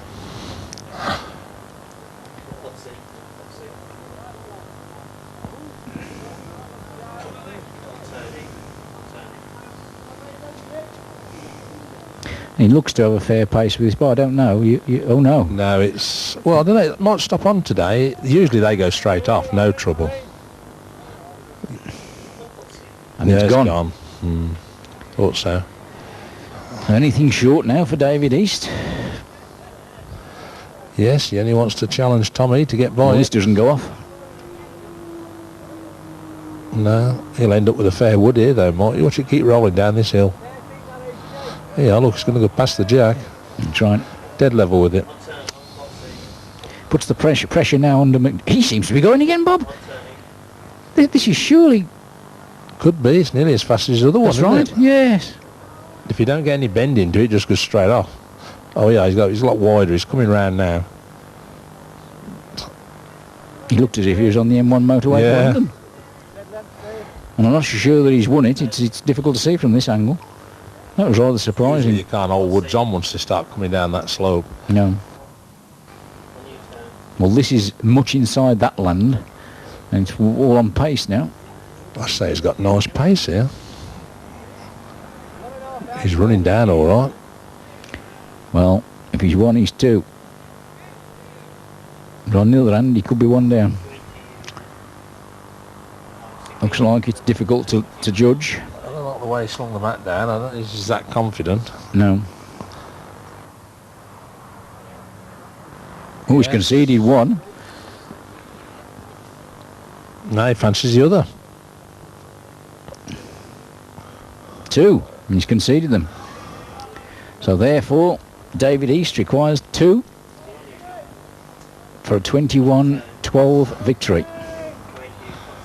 Well, how did he And lose? Nick Nui has just thrown the mat down, which indicates that his opponent, and it's a very good win for Jim Robertson from Orchwood, 21-10.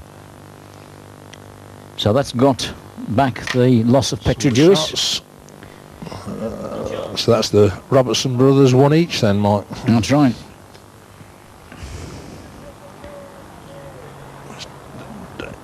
Oh, he's left this well short now. Tommy should be in here. Yes, should have a Oh, chance. he's 5 yards short. And I'll tell you what, that's got to do some running. No, that's there. He'll come down the hill. I'm sorry, I'm looking at the wrong jack. Confused by the ends. Oh, there's another one adjacent to it. He's still short. He's about a yard so short, but... Is this better? No, this might pull round underneath, Mike, if it's not up. Now, will it come back? No. There, look at that, just at the side, but he's on. He's won it. So certainly, Tom McDickin needs to get in here because he knows very well if he doesn't, his opponent needs one for game. Yeah, he's got one And there. he's got it. An important bowl there for the Bedworth player. So he moves on to 19-13. And at the same time, in game number 6, Steve Jones leads Billy Pitt 20-17.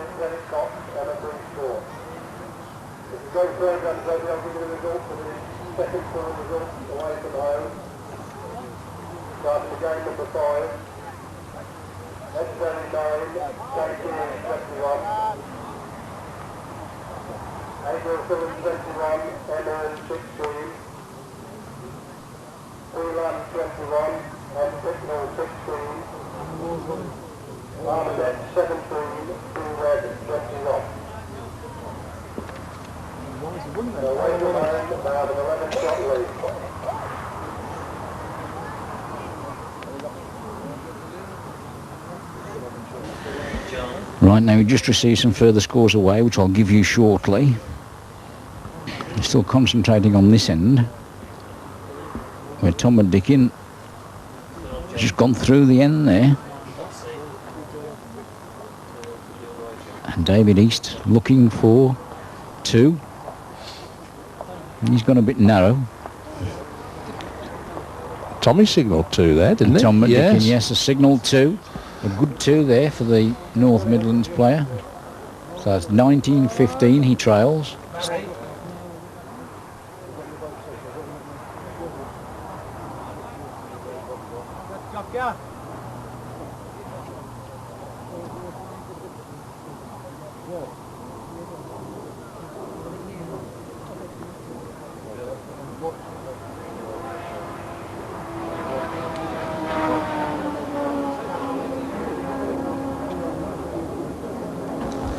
The results coming from the away leg of the middle 4 show that S. Berry's got 9 against Kevin Keary. Alan Gilverfillins won 21-16. Paul Lambs won 21-16.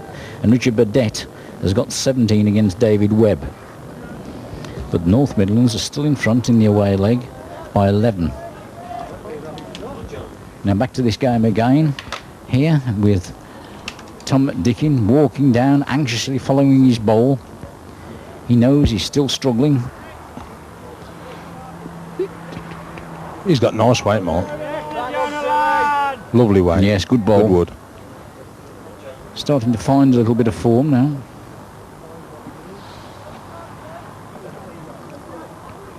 And David East certainly won't want to be short.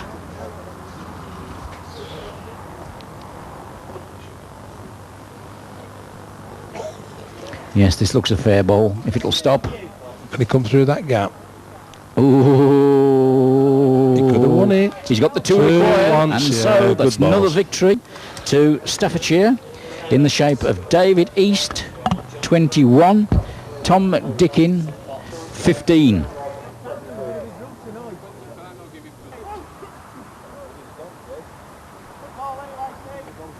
Right, now we are covering the final encounter of this afternoon's match, and this is between Richard Everett, who has the blue hat, and he's playing the Midlands #1 player, that is in my opinion Peter Varney, and Richard Everett has scored the first 2.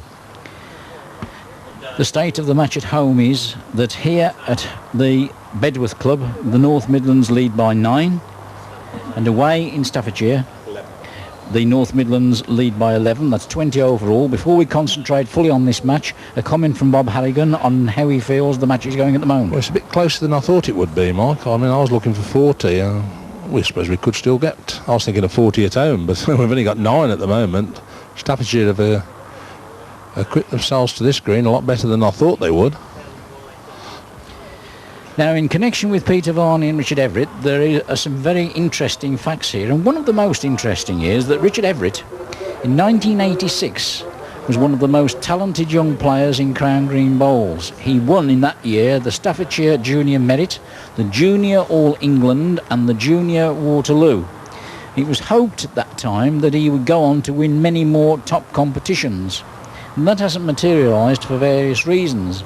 His opponent, Peter Varney, however, lost in the final of the Junior All England many years ago, but he has gone on to win top competitions, including this year the biggest prize in Midlands Bowls, the £700 first prize in the Ansell's Open. So this should be a classic encounter, because make no mistake about it, this man Everett, a young lad, he has his own particular ways of playing the game. His father, of course, won the Waterloo Handicap. He is certainly a very talented player, and playing number 12 for his county must be a tremendous amount of pride, both for his father and of course for himself. But he knows very well that he'll have his work cut out against this man who lives round the corner and is undoubtedly one of the Midlands' top players, very highly rated in the North, Peter Varney. I'm sure you would agree with that, Bob. Yes, totally your assumption, yes. And of course Everett has started like he hopes he will continue. He started looking at that jack. He's already 3-0 up. And he's got a good one on.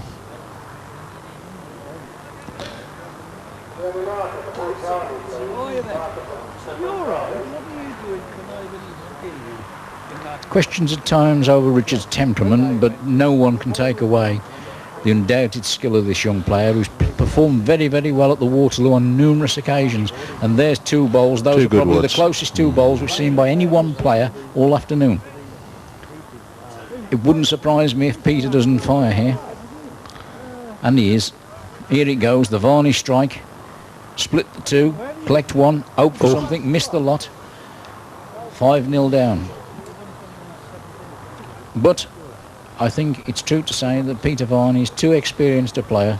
He knows very well that Everett is playing well, but he'll wait his opportunity. His knowledge of the green will probably make him move the mark. But Everett, very talented young player, Bob. Yes, without a doubt. But there's just a small remark, Mike. We was talking about dress earlier on, and he's dressed immaculate, as the Staffordshire team are, all equipped with the same colours and that. Then he goes and wears a peak cap, which I should imagine he would need it for the sun. But look how he's wearing it, making himself look a bit of a... Yes, I must agree with you.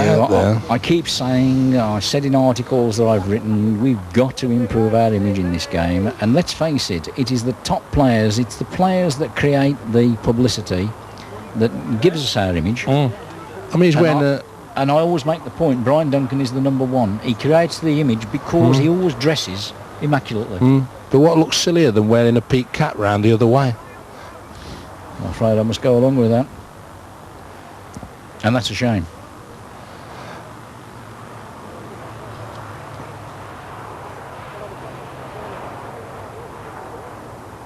Pete Varney, of course, left-handed, like Tom McDickin.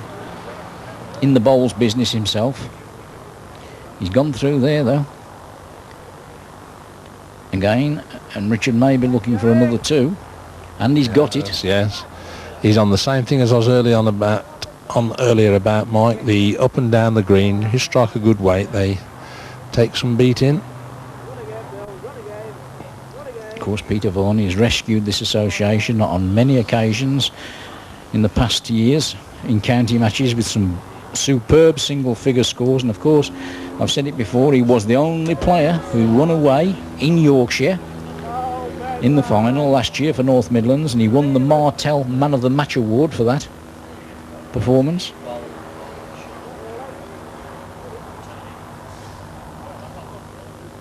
But I'll tell you one thing, he'll need to get in quickly against this lad, because once he gets the weight, he's like that. Perfect ball, another one. Beautiful. Straight on the jab. Perfect line. Seeing Peter will play up, and if he slides by, he'll be facing 2. Yes, you're not that far in front, Bob, that you can afford a bad card. Not now. I'm not suggesting at this moment that that's what will happen, but because Peter's too far. That's what I say. He's played the yard over and missed. I think he feels that he's too heavy with this. He feels, because he was clapping his hands as he delivered it. Maybe he was applauding the shot, but he has opened it up a little bit, I must admit. Well, Peter's certainly up, he must be. He's got to play something out.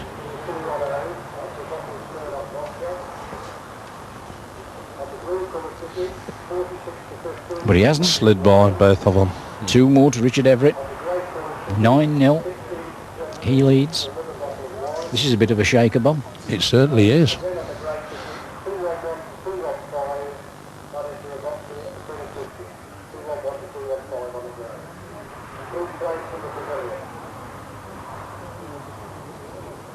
Yes, I suppose in the last, 7-10 years, he must have the best record for us.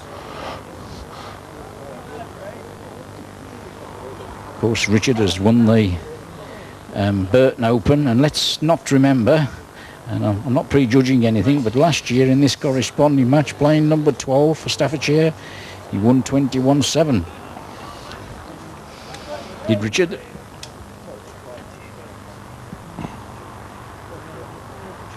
And one of the reasons that he achieved so much as a young player is one of the reasons that Brian Duncan is the game's number 1. And the word you look for is the word consistency. And this player is consistent. He's playing up at Peter now, because Peter's just always played him out. There you are. There you are. He may have knocked him out and left himself 2.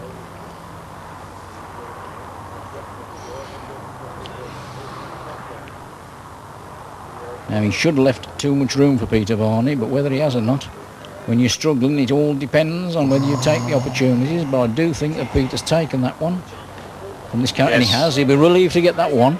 We're off the mark. Now let's see if he can use the green a bit.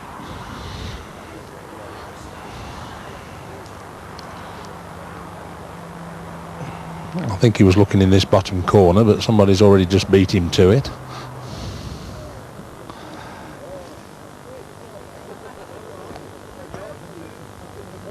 Of course, I said earlier that Richard has performed well on the Waterloo. His father, Jack, is only one of 2 Midland players, the other, the late Bill Heineke, ever to win the Waterloo handicap.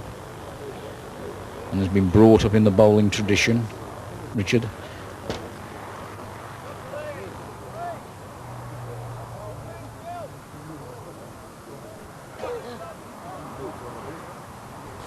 Unfortunately, Peter has delivered the type of bowl that he doesn't want. And I'm sure that Richard won't make the same mistake. He seems to have a nice weight. It's how far he's going to go by if he does get over that hill. I don't think it's going to run as far as Pete's, but it goes a long way down here, Mike. Yes, that's true.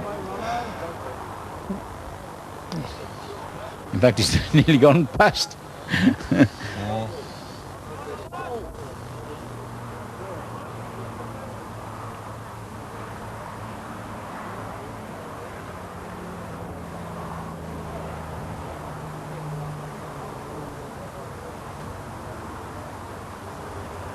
Now, Can he that's stop? Fall over. Here it Still goes. going. On a dry day, Mike, that'll leave him belly down to the bottom, that yeah. would. And Richard's chasing this one up. Well, if he gets over the hill, he's won it.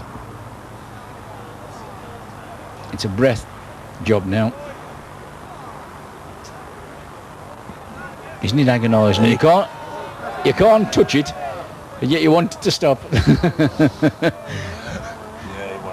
I thought if he just got over the hill, he would win it. So Richard, 10-1.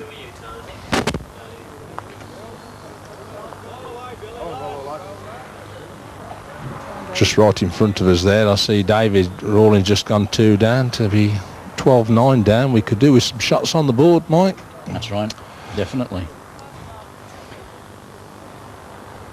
Yes, because looking at the away card, as an outsider, I think Staffordshire have some strength in that leg at home. The likes of Mel Evans, Ray Leith and Alan Matthews. That's not detrimental to the North Midlands lads, but there's certainly some experience there. We shall see. Always amazes me, you know, Bob, when I sometimes make predictions in this game and people pick me up on it. I often say, well, don't they make predictions in other sports? Don't they do the pools every week or back horses? Isn't that a prediction? Oh, well.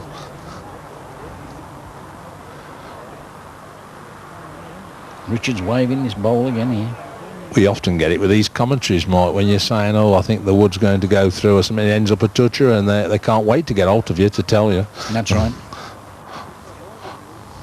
They always tell you when you make a mistake, Bob. Yeah.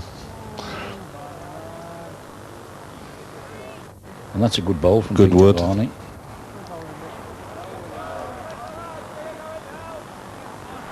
I think he's only one. I'm not sure. I didn't quite catch his signal there. But we shall soon know. And I was correct. It was just one. 10-2. He could do with holding on to this jack a bit, see if he can get a better weight, and Richard loses. Well, one thing I do think that Peter will not do what I predicted perhaps McDickin and Harry should have done, and that's gone into the corners, because this lad certainly can bowl the corners. I'm not suggesting he can bowl the corners on this green. What I'm saying is he is known for being a good corner bowler. So therefore I would think that Peter's not going to take that chance. And he's certainly got a reasonable bowl there.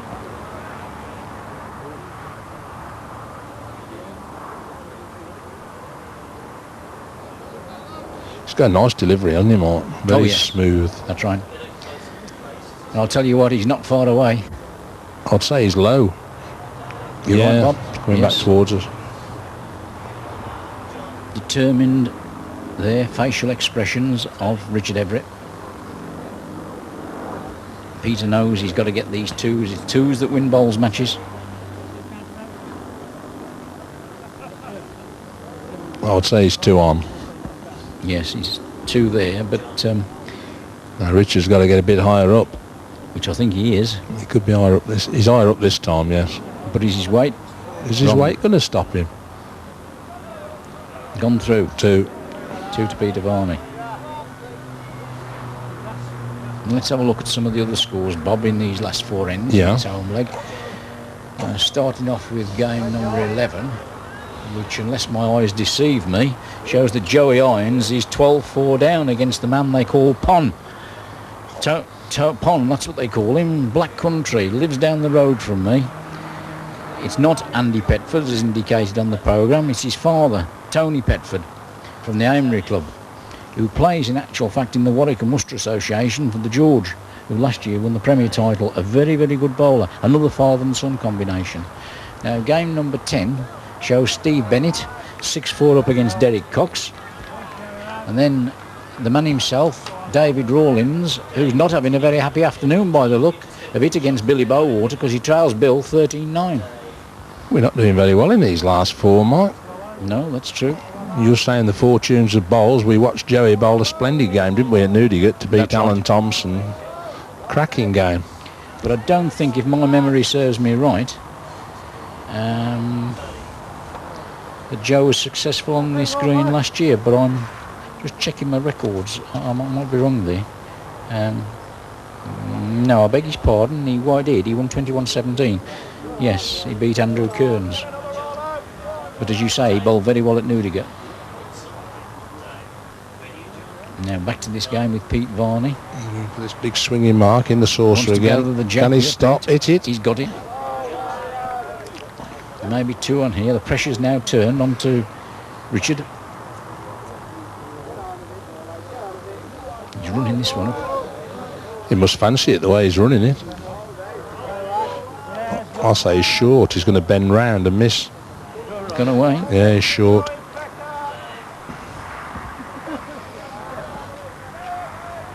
No. Peter scores again. I'm just picking it out the guts because He gets another 2. Trails now 10-6.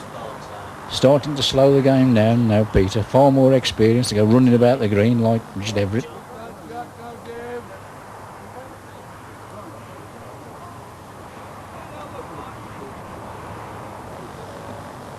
He's going for a slightly different mark this time, Mike. He's come 10 yards further on.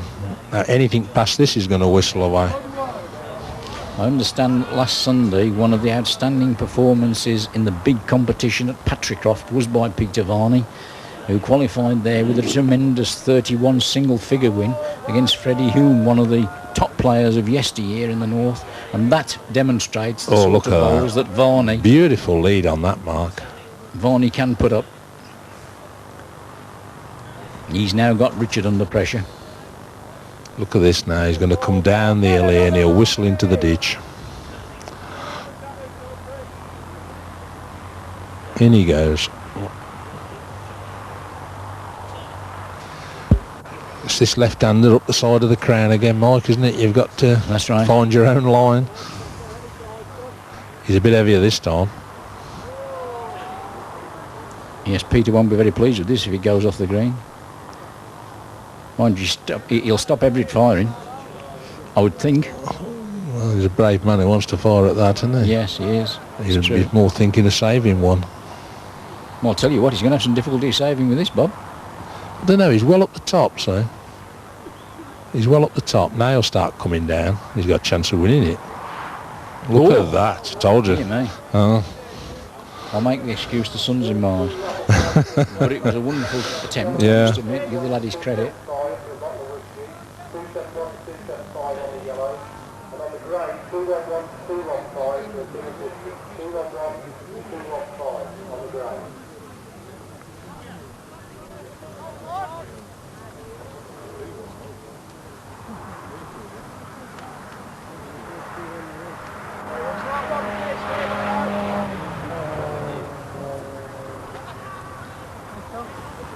I think Peter's starting to take control, Bob.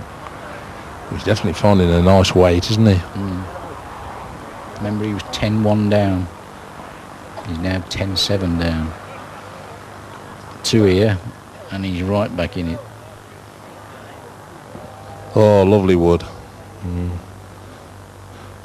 See, you get just underneath and it comes down this saucer. Look at it running down. Yes.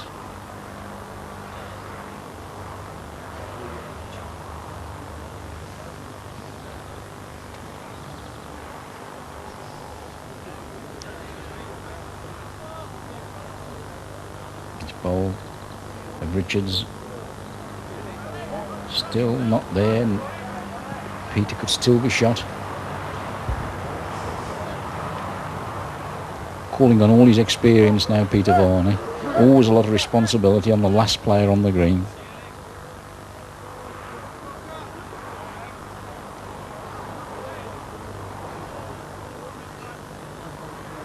He won't be very pleased with that, I don't think. Much shorter than his previous bowl at that end, and here's Everett running it up again. Well, he looks short to me going across the green. He does look short. Yeah, he's moved well away. Oh, he's short. He's bending away now, be coming back towards him. That's right. Well, He's looking pretty disconsolate, is there Richard Everett. isn't a lot near this Jack, is there, Mike? No, there's not. Had to get the sheepdogs out.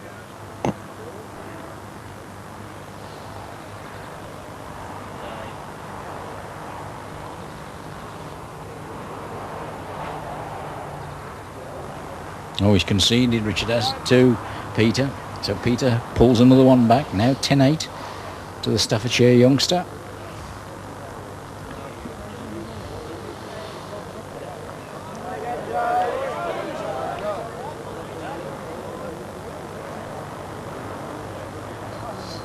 This moment in time, still some results not going in your favour, Bob, because at number 11, Joey Hines trails 13-8 to Tony Petford.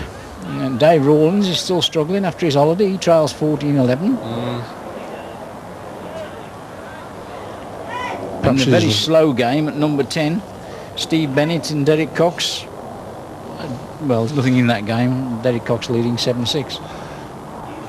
Peter's played about, what, 2 yards, 3 yards through on this, his first lead. He's given Richard Everett an opportunity here. An opening.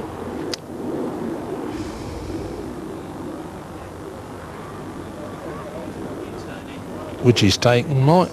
Yes, with a good bowl. A very good bowl. bowl. Lovely bowl. Just touched the jack. Peter's got to be careful here, because if he goes too far through, he'll give Richard the opportunity of scoring an excellent 2.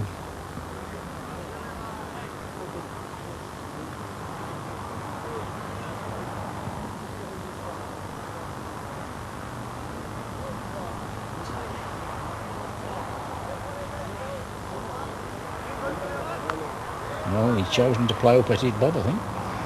Well, he wouldn't go far through if he is. If anything, he's a bit low, isn't he? Look, that's right. He's dropping low. Now this is an opportunity that Richard hasn't had for some time.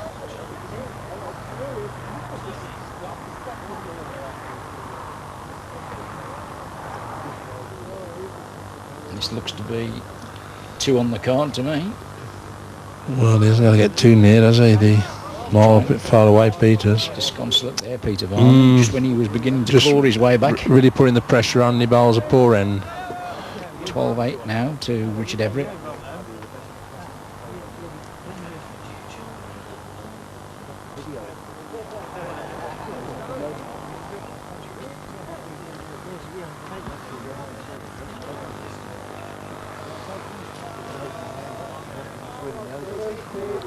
Now a complete change of mark here, of course, similar to what Richard Everett was bowling much higher up the green before.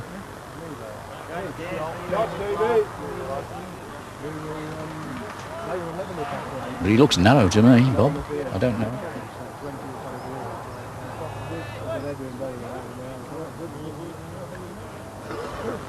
He's got dead weight. He has, yes. Just 2 yards on the side, yeah.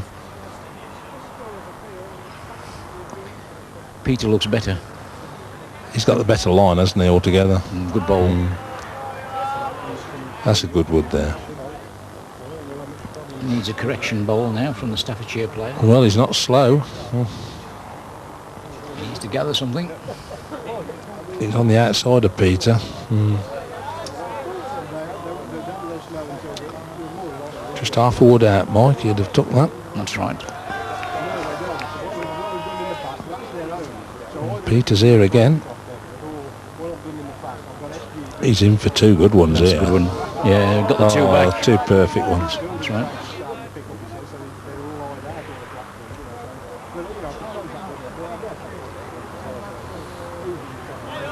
Yet to take the lead, Peter Varney, but he's within 2 now. 12-10, Richard Everett leads.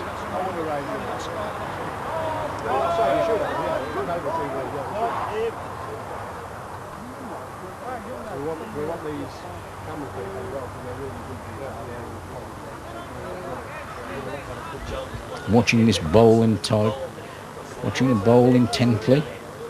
You just get too high up there, Mike, and there's like a little channel runs all down that side of the green, and you just don't get the bend into it. No. It gives your opponent a chance to step in. But I think he's done the same. He has. In fact, he's done it even worse. He's done it worse.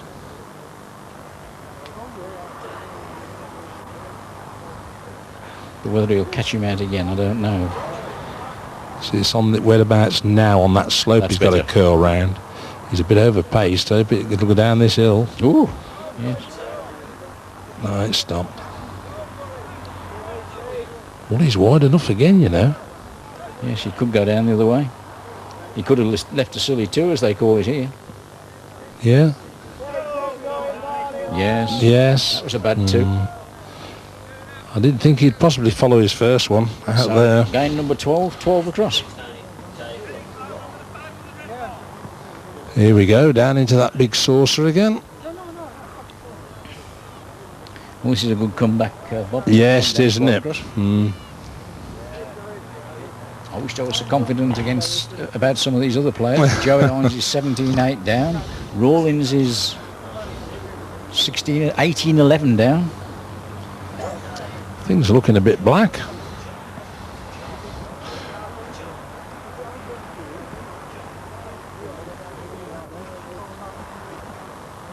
Yes, after being in the lead all the way through, things are slipping away. Slipping away a little bit.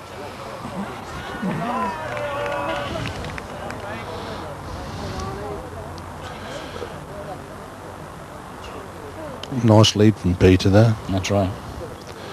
This is short, I think. Oh, this is going to start curling away. Look, short. Oh, it'll go back on itself. You actually have to bowl past the jack on this, Mark. Coming through the back door. Where's this one going? Yes, Oh, this is all right. He's a different line altogether. Another good bowl. But it's still a bit... Now, he's watch it go away now.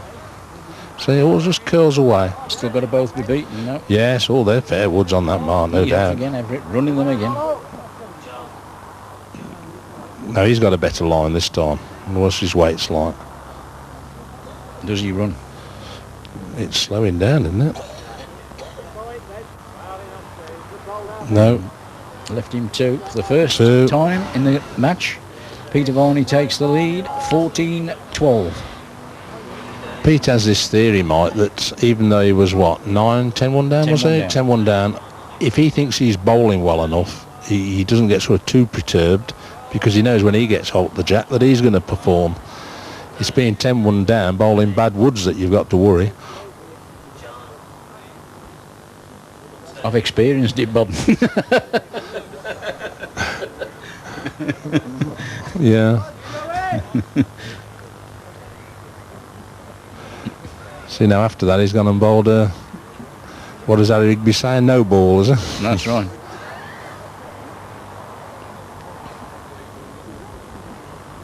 Well, if he's done it... Well, Richards ain't no better. That's right. He can't even beat it. God, blimey.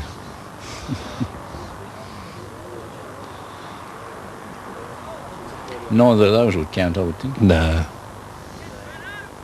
But Pete's running this one in, so he must fancy it.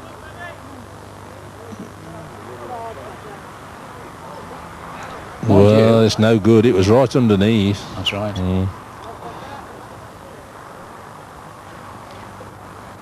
Surely Richard will get one. Oh my, this don't look up at all. Unless he's high up the green, he's going to fall back down here amongst these.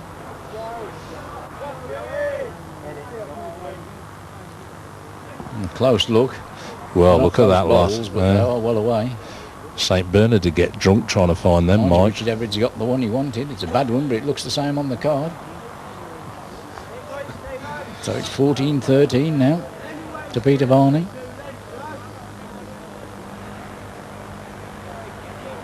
Well, he went 2-0 down here 3 ends ago, and here he comes back.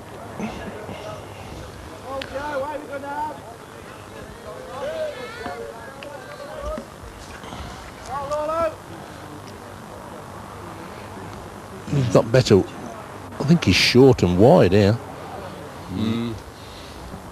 That won't be good enough, I don't think.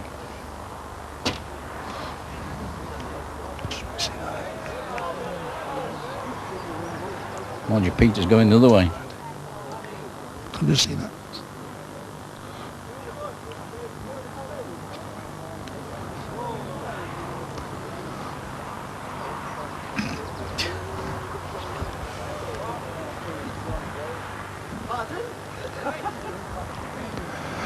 Well, this was nothing like the end they bowled previously down here, Mike, was it? Definitely not.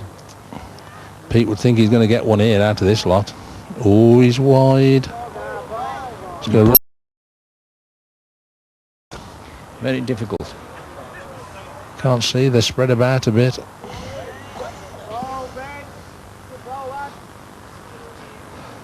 I think Pete's indicated he fancies his own a little bit. One to Pete, No. one to Richard. Conceded one to Richard. So we're now back to 14 across.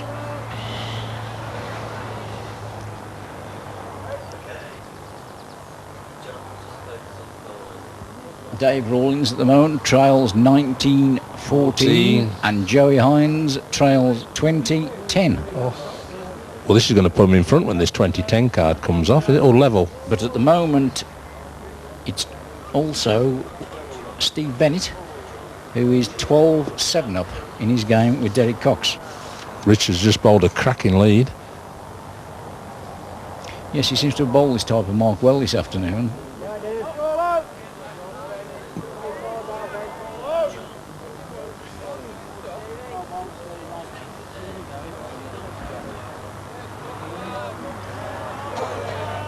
And so that game's been completed, and Tony Petford has scored a tremendous victory for Staffordshire. He's defeated Joey Hines 21-10.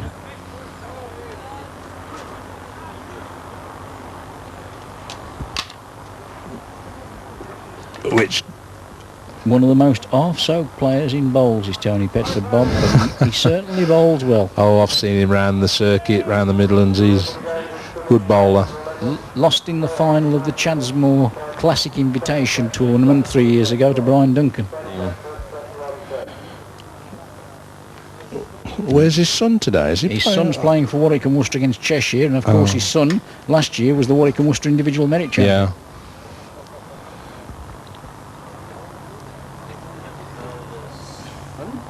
Well, he got 2 out of that, and he's coming back down this end. He fancies himself down here. That's right. And you can't blame him. He's in the lead again now. 16-14.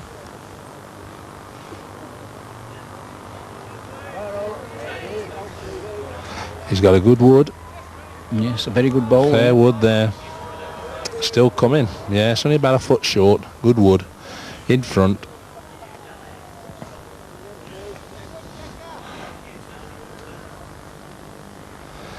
Pete's a little bit wide, a little bit overweight. He might just trickle round and come round on that mark if he stops dead weight. And this fell in. It does, yeah.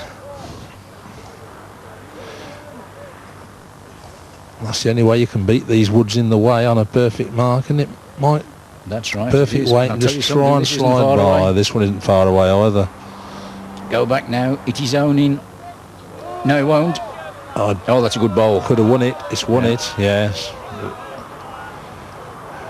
There's been some very good It bowling might in this pay match. Peter now to play overweight and see if he can take the jack through for 2. That's right. That's what he's doing. He's coming down thumb, I think. Straight at it. See if he can pick that up for 2. This is a classic shot. Oh, yes. That's the shot. That's the way to play it. Applause from the North Yes. Midlands crowd there. So now the pendulum swings 16 across. That's a confidence booster, Bob. It's nice to see that shot instead of the firing one, isn't it, Mark? Last time I played one of those, Boadicea was queen.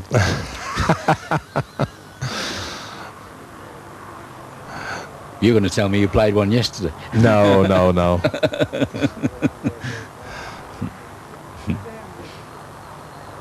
Oh, he's just slung it off, has he? No, it's just stopped on.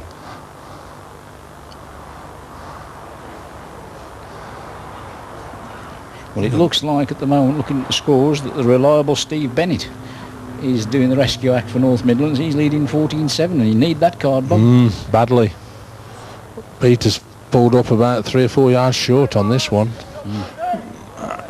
Andy isn't going to, but he's gone wide. He could come down a bit. No, he might have won. He's got a bit low and it's pegged down. Crucial end, this.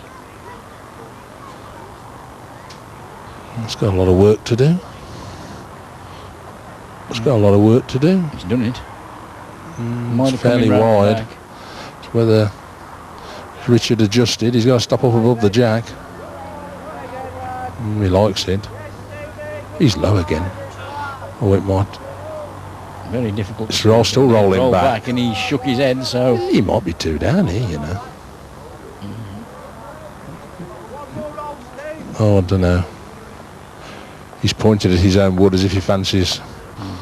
He's a good judge of a measure, young Everett. I've noticed that before, and I know his father thinks he is, so... Well, I don't know whether he's pulled that out to concede it or pulled it out to look for 2. measures. So Tony Green, the man in black, called on again to make a decision. But in actual fact, Tony Green was the referee for the final. He was, yes, down at the Counting Green. That's right. I think he was third choice today, wasn't he? Yes, he is third. Aye. 2's cried off. I suppose to referee on this green, Mike, you've got to have one leg shorter than the other, so that's right. Perhaps Tony has.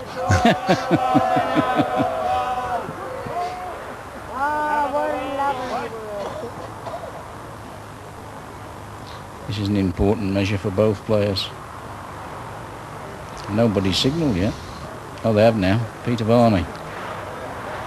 17-16, he leads.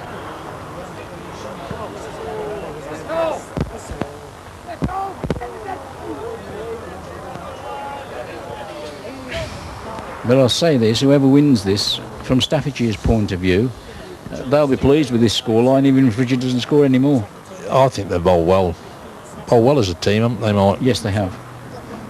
I know 1 or 2 of them have seen the green, but that doesn't mean a lot. It's been a couple of years ago.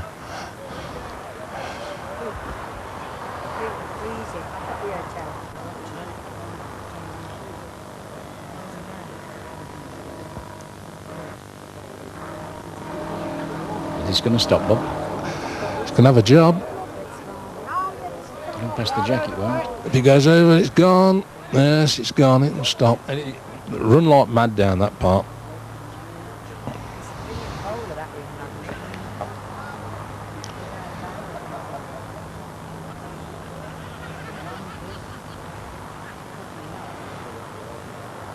Well, this certainly won't go off. Oh no, he's going to challenge Pete to get by it, isn't he? That's right.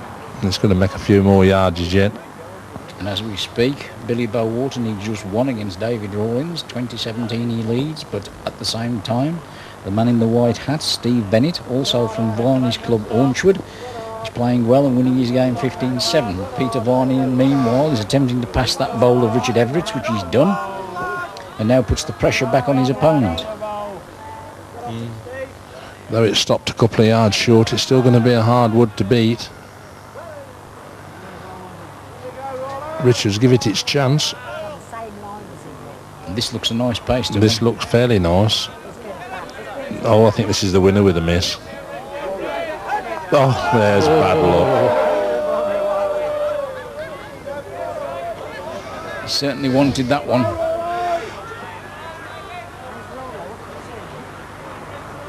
That's 18-16 now to Peter Varney.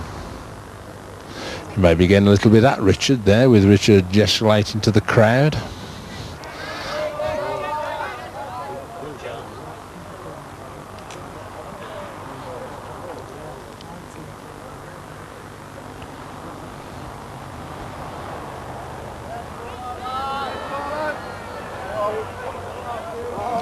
Pete's put a good lead up, yeah.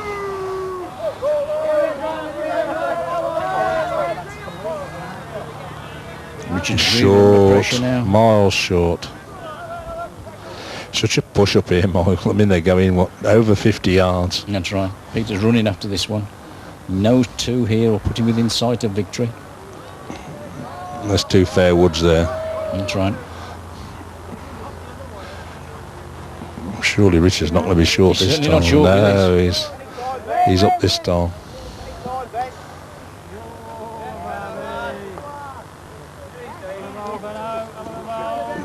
Whether he saved one is debatable. Yes, he saved one. So, Peter Varney, 1916. Dave Rawlins still fighting away. He trails 2019.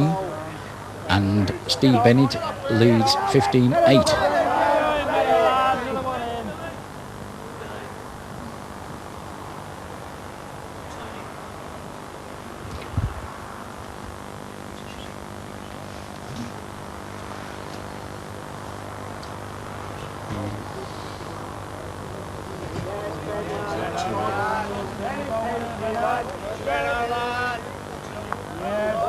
Yeah, Peter's persevering with this mark again up in the top. Mike. Yes, he is. I think he's bowled a fair wood here. Yes, that's one of the two. That's a good wood. Good wood.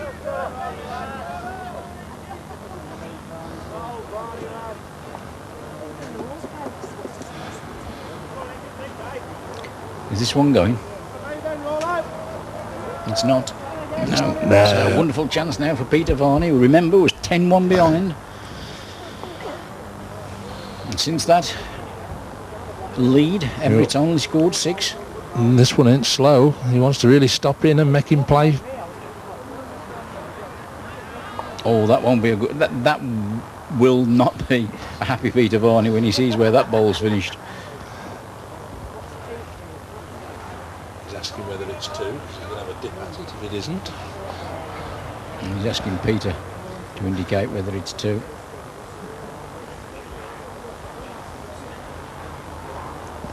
Very difficult to tell. Can't tell. Long way away. Long way. He can either put the wood down on the mat and go and have a look himself.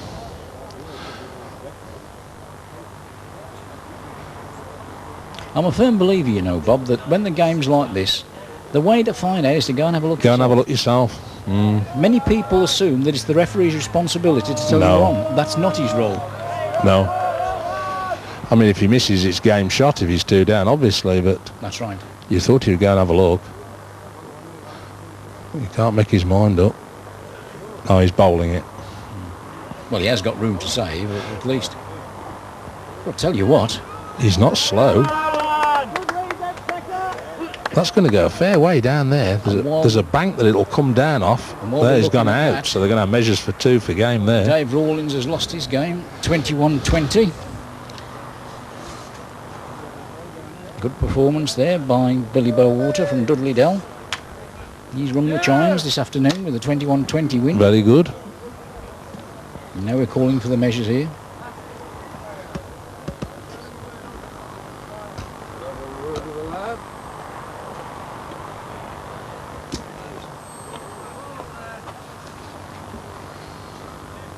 So it's a very important measure here. This could see Peter Varney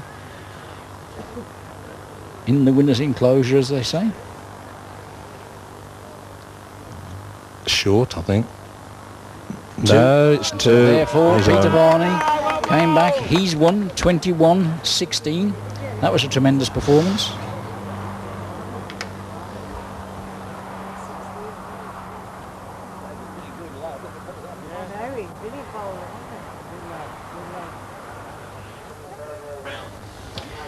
Right, and so we've come to the end of this match this afternoon, and it's been victory for the North Midlands, who've won at home by 11 against Staffordshire and very narrowly won away by 3 in the venue at Ensford, 14 overall. Your comments, Bob? Too close for comfort, Mike. I thought we would win a lot more than that, but in saying that, the Staffordshire team bowled extremely well here, and obviously by the results our away teams bowled very well there. But I really thought we'd win by more than that here. We've only won by 11, but that's all due credit to the Staffordshire team, isn't it? That's right, and the final summing up, of course, with Yorkshire having beaten North Midlands in the opening match and now playing Staffordshire. I'm afraid, from a Midlands point of view, it's a case of hoping, because I don't see Yorkshire failing today against Cumbria, and this Staffordshire side, in my own opinion, isn't strong enough. I have with me the 2 respective team managers of the county sides today, Peter Darby and Mick Robinson. Peter, must be mixed feelings for you. You opened up with a good win against Cumbria. You've played well here today to lose only by 11, and yet disappointingly you've had a home performance on a green you gambled with. Has the gamble not come off? Well, I'm very disappointed, Michael. We've played today and lost by 11 against a team who got to the final last year of the Crossfield Cup. We've come away from home. We've lost by 11. We've beat Cumbria in the first game. We've done all the hard work, and unfortunately the result that we expected at home to win by about 35 shots has not materialised. So to say I'm disappointed is an understatement. And you hope that in the next game, of course, which is against the winners last year, Yorkshire, that you can pick it up and do the Midlands a real favour. Well, when I've got over the disappointment of today, obviously I shall have time to reflect on what's happened today and what's the next thing to do for the next match.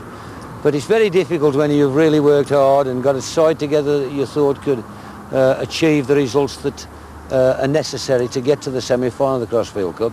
Obviously against Yorkshire, we have to get down to the drawing board and work hard to select a side that we feel can beat Yorkshire. I wish you luck in that. If I can turn now to you, Mick. In your first game, you did well. Although you lost against Yorkshire, narrowly to 16, you obviously are elated by today's performance, but I would think not particularly overjoyed in the fact that your home side here only established an 11-shot lead. What are your comments about that? Well, today I think they've bowled remarkably well, Staffordshire. You know, in the last 3 years we've had a good record. We're a little bit disappointed in the fact that we lost to Yorkshire by 16. But then again, we're cutting down, you know, their scores relatively to a low score now, and hopefully that Staffordshire can go along and do us a favour, as you say, and then put us maybe back in the running. But overall, full credit to Staffordshire. I think they've bowled a very difficult green today, and on the other hand, I think our lads, like they have done over the last few years, carried us very, very well away. And all credit to them again today for bringing us not just, you know, keeping the game close, but coming away with a 3-shot win. Marvellous. Well, I'd like to congratulate both sides on a very, very good performance, and let's hope that somewhere along the lines Yorkshire doesn't slip up and one of you can go through. Thank you. Thank you, Michael. Yeah.